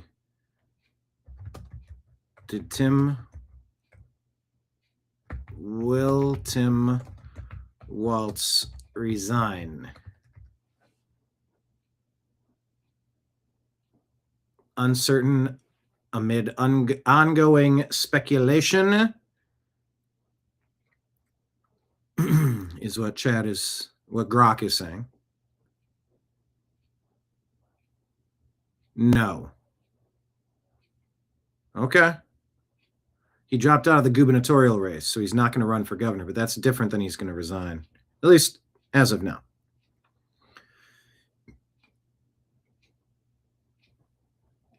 Here's a bit of an in case you missed it. I think I interviewed Michelle Bachmann briefly. I think I got one question with her. God, what event was that? Politicon or something? All those years ago. She has experience in Minnesota. Take a listen. Of how states are failing to properly ensure the appropriate use of taxpayer dollars spent on Medicaid managed care. This is something we are not proud of. Here's the dirty secret that people don't understand about Minnesota. Progressive lawmakers have been inflating Minnesota's budget so they can create grants to fund nonprofits that ultimately are for their friends, for their supporters, for their constituent groups. So our state budget is a pass-through entity. It's a financial funnel that goes from federal money, state money to local money, but it goes through nonprofits. So friends of the progressives in Minnesota, who for decades have run this state, they create a nonprofit, they register it with the Minnesota Secretary of State, and then all of a sudden they can receive funding. A lot of these jobs are no-work jobs. So we are now not just fraud, but we're an intentional scam that's been going on for decades and decades in Minnesota. And Yep. You got to move faster and get the Democrats for this. Andy No reports that the socialist mayor of Seattle posted a photo from her official government account, posing with the far-left extremist who's holding up a sticker from terror group Antifa telling comrades to carry out arson attacks. A sign there with the socialist mayor of Seattle posing, Nazis own flammable cars. These are your Democrat domestic terrorists.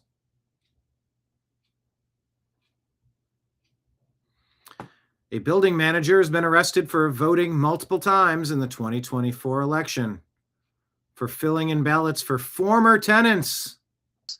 Filling out and submitting ballots from her former tenants. In Franklin County, an apartment manager with access to ballots from former tenants allegedly abusing the system. This confirmed by Detective Andrew Gardner in his investigation. I was able to identify several other ballots that looked to be looked to have characteristics on the signature line that were not consistent with the signatures on file.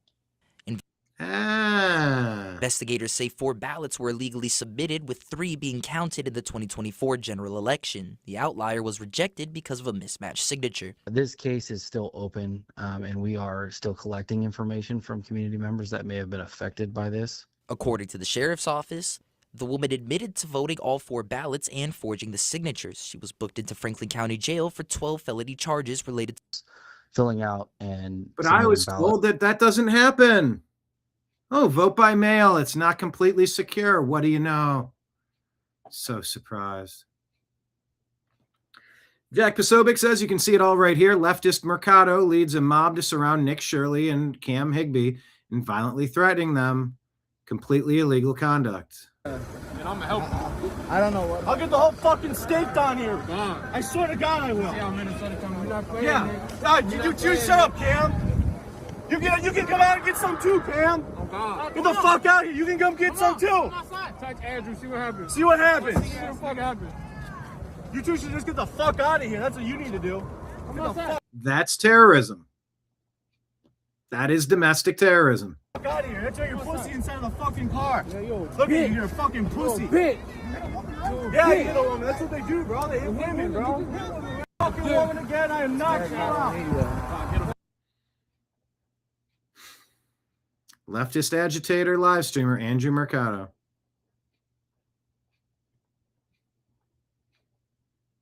Journalist interviews Ohio resident who immediately points out a daycare he identifies as a front for money laundering with no kids. You're from around here? I'm from around here, and they just too much music. Ain't no. Wait, can we talk to you real quick? What'd you say? I'm just telling you, go to commas on Cleveland. Is it fraudulent? You think it's fraudulent? All of these are fraudulent. They've been doing this for years. Whoa! For years. Whoa! Please. You do not have a permission to do this. Of course we do.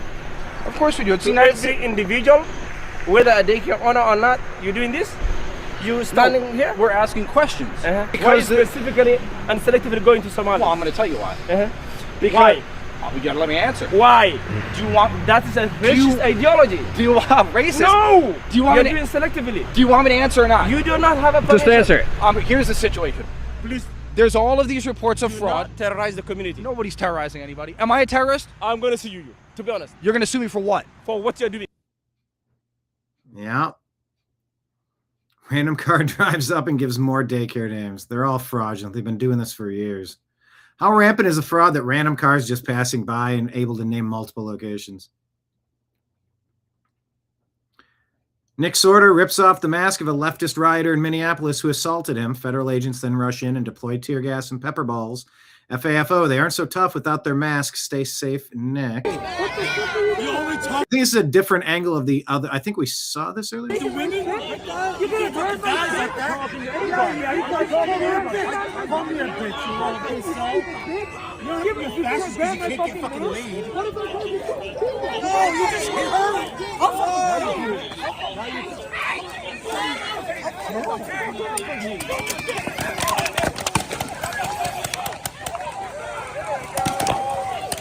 They're all, wow, they're all just waiting there.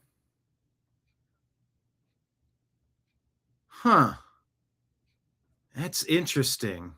I need to zoom out and go back on this. Sorry, I forgot I was on that aspect ratio, but it's almost like his job is to draw them out into their violence, and then they have their team ready to jump in with the pepper.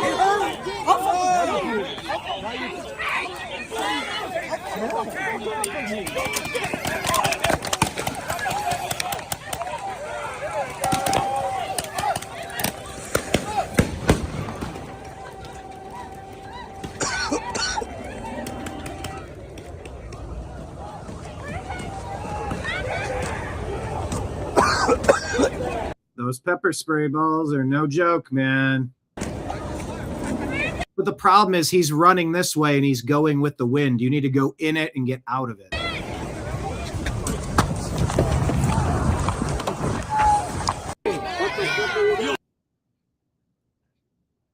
Don't make me go out there to this. So here's what Nick Sorter's reporting that they did. Yeah, so just so everybody knows here, so you have these frozen water bottles. These are the two that you saw. They threw through. Right there and right there. Luckily, there were headrests in the way. If these things... Oh, yeah. Used right here. Actually, there might be fingerprints on that one. Yeah, leave that one. Actually, we need to bag that one up. But anyway, yeah, so these are frozen solid. Still, hours later. And if they were to have gone through, if I would not have driven away, they would have thrown them through and they would have hit us straight in the head. And we both may not be here to, but we found these in the truck later. After we drove away, we ran to the Egon police station.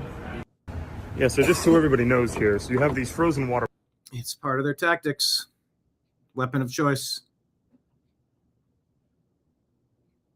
Did I share this one already?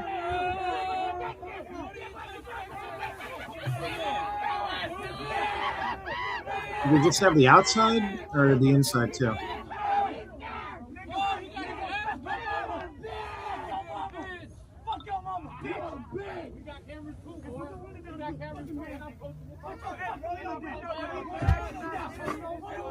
Cute.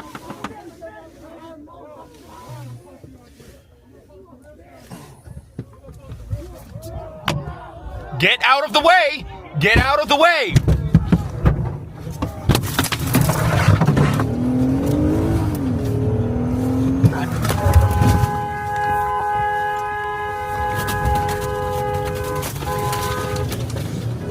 See that other car? When they did get out of the way, someone else down there to try to box. Get out!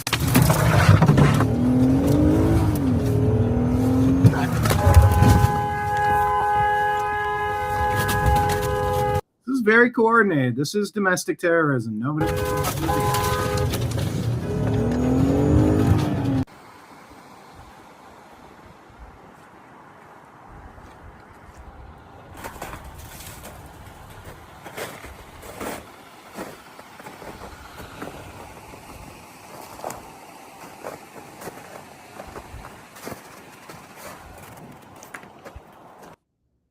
To Minneapolis. Shame on the NBA. You know what happened in Minnesota is This is Doc Rivers, clearly either a liar or a nitwit. it was a straight up murder, in my opinion. You got to be kidding me.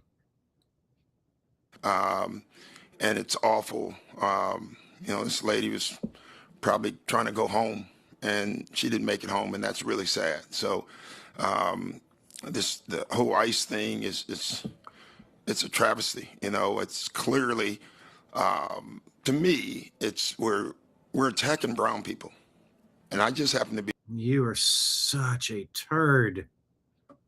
Are you implying that only brown people broke into America? Hell no.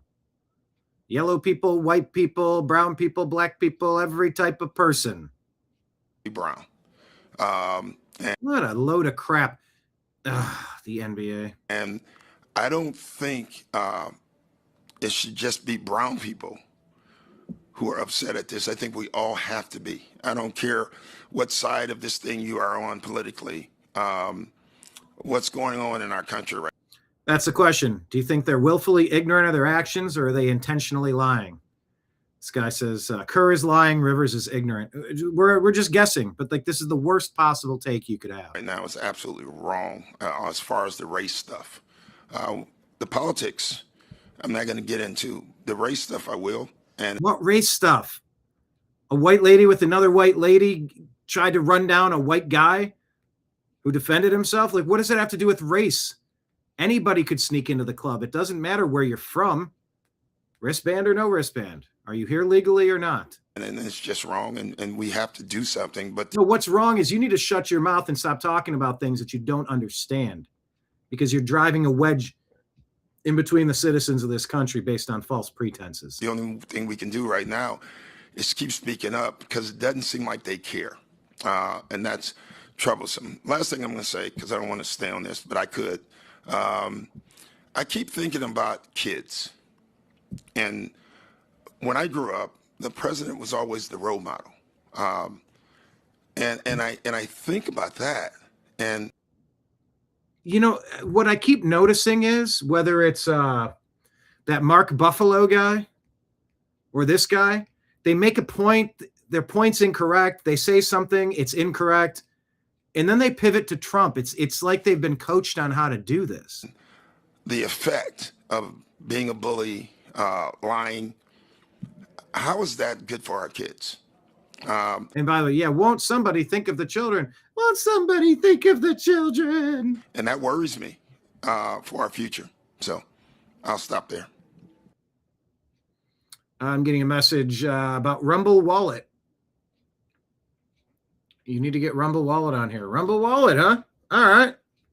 Here, let me jot it down on my list of things to do that I never do. Rumble Wallet. I think it's for crypto donations. Finally, then let's do it that way. All right. I'm in.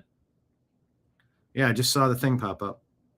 Well, and of course, here's Steve Kerr, one of the biggest dorks in the NBA, one of the biggest race hustler hoaxsters amongst us. I'm glad that the Timberwolves, recognized, her life and the tragic nature of her death, and she did that to herself, recognizing her life. She lost her kids. She drove an innocent dog into a big car accident. She hit an ICE officer. She was interfering with probably several felonies in the investigations, the federal ICE investigations.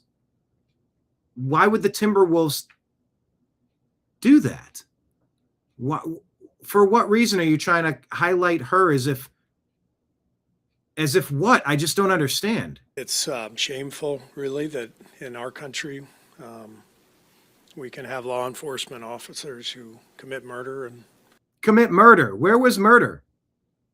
Self-defense is not murder. Seemingly get away with it. It's shameful that the government can come out and lie about what happened when there's video. And imagine if you didn't have all the angles of the video there. They never stop lying. You can never trust them. Witnesses who have all come out and disputed what the government is saying. So, would you care to illuminate us on what you think is wrong, pal? This guy is out to lunch, and he has been for years. Very demoralizing, devastating to lose, anyone's life, especially in that matter. So maybe you should tell your Democrats to stop encouraging people to act a fool. Nobody wants that. I don't want to see that. I certainly don't want to see that. I don't want to see another incident of that. Let me put it on the record. Let me state it as clearly as I can. I don't want to see it happen again.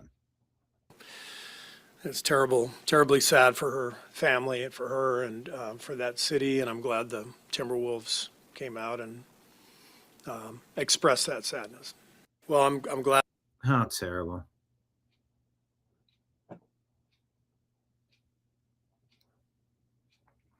Shame on the NBA. We're beyond sick and tired of leftist lies infecting our sports. We want apologies from the Bucks and the Warriors. Their backward lying talking points will get Americans hurt. Stop gaslighting us. We all saw the videos and know the woman did this to herself. Stop. And I tagged the Bucks and the Warriors. Maybe somebody will see it.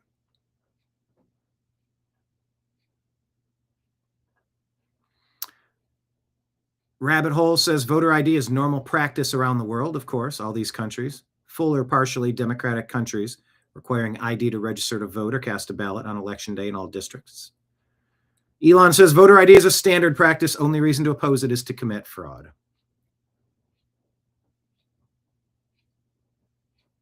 Here's Gad Sad telling us the only way to stop civilizational suicide.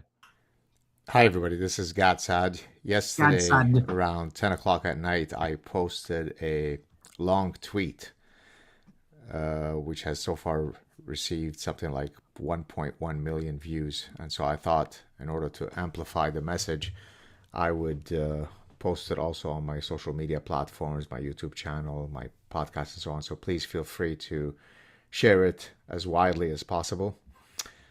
So this is about how to save the West. So let me read you the tweet. In order for the West to win this civilizational battle, it must, 1, proudly and unequivocally defend Western values. 2, reject cultural relativism and the unicornia vision of multiculturalism.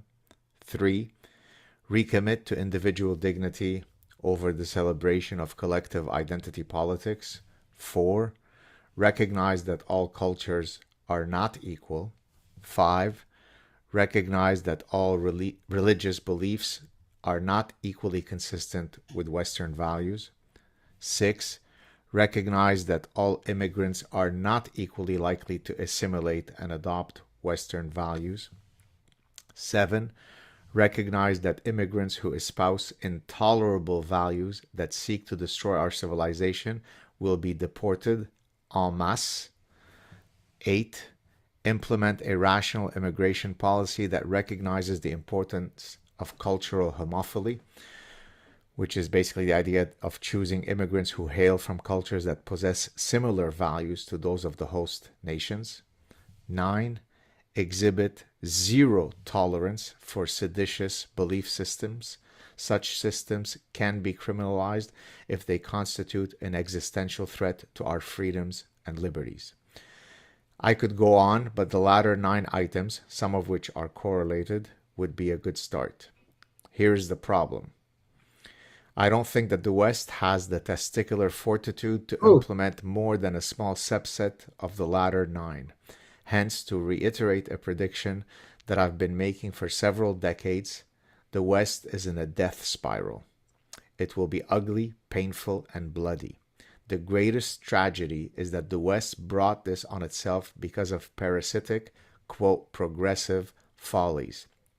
The most dangerous weapon in nature is a human mind infected by ideological parasites.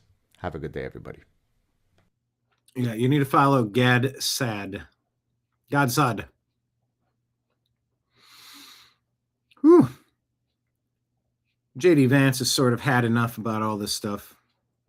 When I was actually walking out here, somebody sent me a photo of a CNN headline about what happened in Minneapolis. And this is the headline. I'm just going to read it.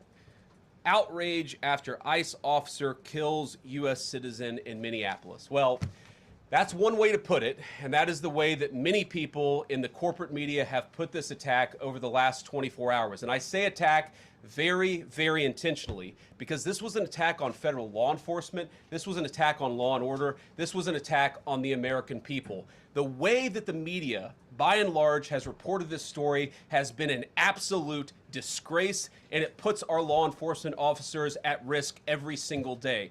What that headline leaves out is the fact that that very ICE officer nearly had his life ended, dragged by a car 6 months ago, 33 stitches in his leg. So you think maybe he's a little bit sensitive about somebody ramming him with an automobile? What that headline leaves out is that that woman was there to interfere with a legitimate law enforcement operation in the United States of America. What that headline leaves out is that that woman is part of a broader left-wing network to attack, to dox, to assault, and to make it impossible for our ICE officers to do their job. If the media wants to tell the truth, they ought to tell the truth that a group of left-wing radicals have been working tirelessly, sometimes using domestic terror techniques to try to make it impossible for the President of the United States to do what the American people elected him to do, which is enforce our immigration laws. The President stands with ICE. I stand with ICE. We stand with all of our law enforcement officers. And part of that is recognizing that you people in the media, not everybody in this room, but many people in this room have been lying about this attack. She was trying to ram this guy with her car. He shot back. He defended himself. He's already been seriously wounded in law enforcement operations before, and everybody who's been repeating the lie that this is some innocent woman who was out for a drive in Minneapolis when a law enforcement officer shot at her, you should be ashamed of yourselves. Every single one of you. Questions? Thank you, Mr. Vice Yeah. And it can also be true that she may have been trying to flee the situation in the process of tearing out of there while being arrested, told to get out of the vehicle.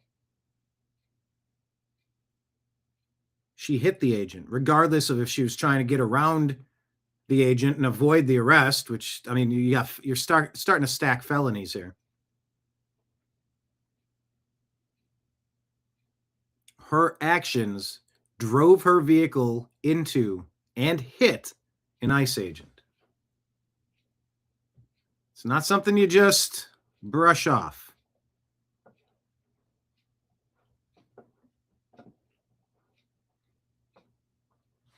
And then I think this is the last story I wanted to share with you. Madhouse Magazine says this is the last photo of Bob Weir taken at a mall in Pasadena, California, mocking John Mayer. The man was a legend. R.I.P. Bob. Look at this. Bob Weir of the Grateful Dead. They've had John Mayer from this Proactive commercial. John Mayer's been their front man for several years now with the Grateful Dead. This picture is so good. He's pointing. But I mean, it really looks like exactly what. There, how about some levity? You guys are saying, like, guys, it's too much. I'm getting so angry watching the show. I know. But there we go. There's your moment of zen. Grateful Dead's Bob Weir passes. Rest in peace. Of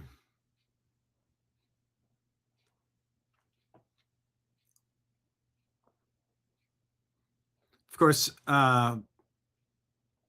Bobby Kennedy Jr. chimed in here about the Grateful Dead legend, saying, "Rest in peace, Bob Weir.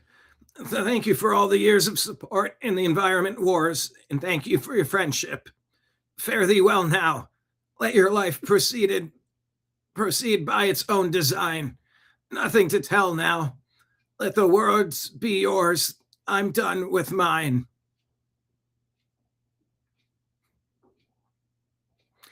Rest in peace, Bob Weir.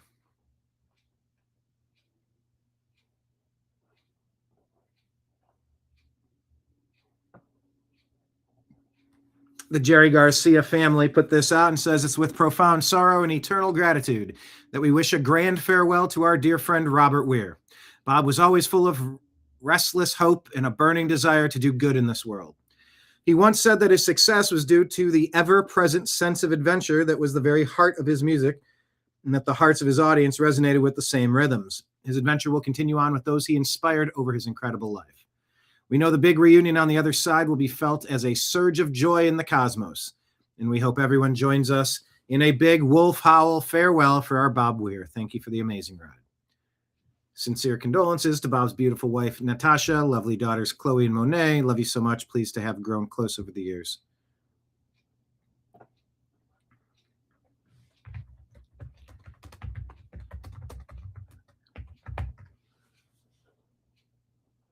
And I think Bob was with the Grateful Dead band. I think one of the main things he did.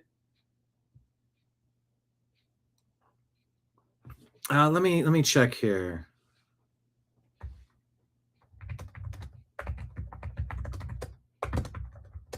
Someone was saying that he played a pivotal role in recording all the live shows, something that turned into as a staple.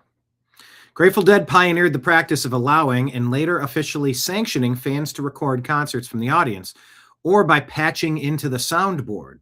This began informally in the late 60s, early 70s, and was formalized around 1984 with a dedicated tapers section behind the soundboard. Weir, along with Jerry Garcia and the rest of the band, actively supported this policy. In a famous 1982 appearance on Late Night with David Letterman, Weir and Garcia explained the philosophy. They welcomed tapers because it spread the music organically, it built community, and aligned with their belief that live performances were meant to be shared experiences rather than controlled products. This created the vast archive of traded bootlegs, audience tapes, and soundboards that sustained the deadhead culture for decades, now digitized with nearly 18,000 shows on the Internet Archive. Weir's endorsement helped make the Dead the first major band to embrace this, influencing the jam band scene and live music trading culture.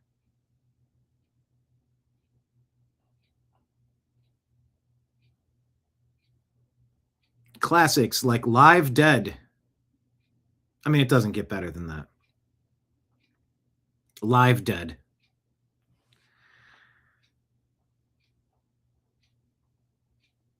He's the rhythm guitarist, vocalist, and co-founder of the Grateful Dead, left an indelible legacy as one of the most influential figures in American rock music. Where are we at? Let me switch this. There we go. Maybe side by side. We'll try it like that.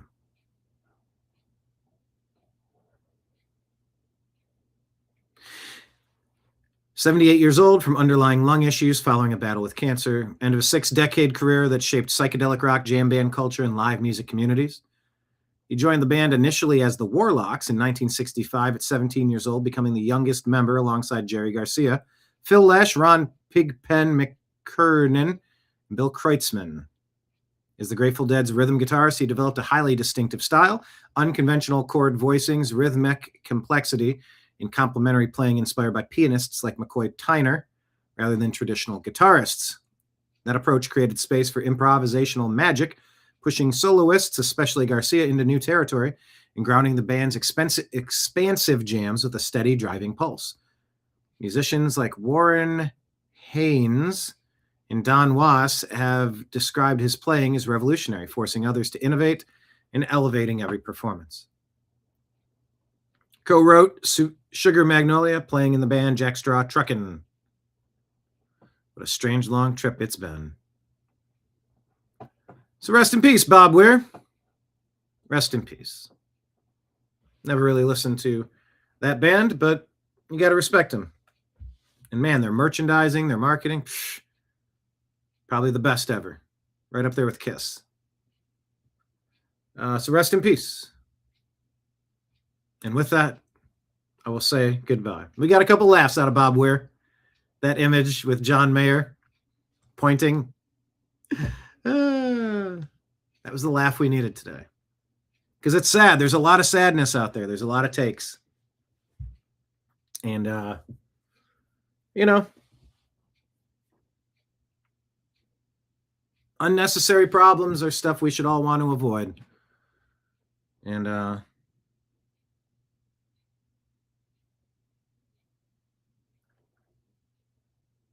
I just want us to do better. I want us to stop listening to Democrats. That's not an endorsement of the Republican Party. It's just they are. That woman should have never been coached to do what she did, that put her in that situation, that caused her to accelerate her vehicle as fast as possible at that officer and hit him, leading to her demise. That was all unnecessary. So yeah, we needed a couple laughs today because it's none of this stuff needs to be happening. We got to walk away from the people. This really is like the schoolyard. People are hey, I dare you. I double dare you to do something like this. Oh yeah, well, I'll get right in your face. Nothing can happen to me. No, things can happen, which is why you don't do it. Anyway, it's still going on. There's a million stories locally, regionally, nationally, globally, galactically. And that's what we do every day. We get together and we talk about them. We'll be back tomorrow at noon Eastern time to discuss what's happening in the world. Tomorrow at 3 p.m. Eastern, we will have Strictly Football, breaking down all of the NFL action from yesterday and today. All the hits from the 80s, 90s, and today. WTNAM, because the news always matters. Thank you, everyone. for being here. Ways to support the New American Media are scrolling at the bottom. We have Cash App and Venmo and PayPal links at the bottom. It's my name, or it's fuzzinstallment@yahoo.com for PayPal. Patreon, Rumble Rants, and YouTube Super Chats. If you've enjoyed the program, please consider sharing the show with a friend, dropping something in the tip jar, sharing our content online on various platforms. Grab the show, share the show, text it to someone that you know. Tell somebody in person, get them to sign up. Say, hey, let me see your YouTube. Let me subscribe you to this channel. There's 100 ways we can help, and it's all appreciated. It's all noticed. So we'll be back tomorrow unpacking the daily news at noon and then football at 3. So thank you to everybody, Lake Leon and Marion and Danette and Kenneth and David and somebody else jumped in there. I not one of the regulars, but I didn't quite catch what they were saying earlier. Hello to you too. Hit subscribe. Thank you, everybody. Thank you, everybody.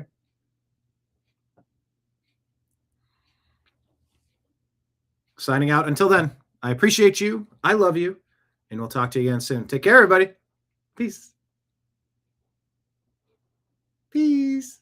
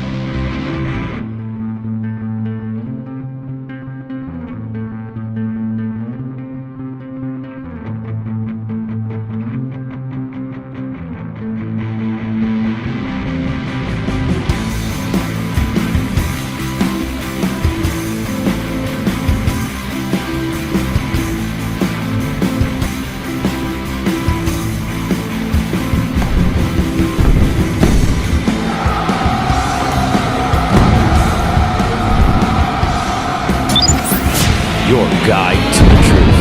TheNewAmericanMedia.com.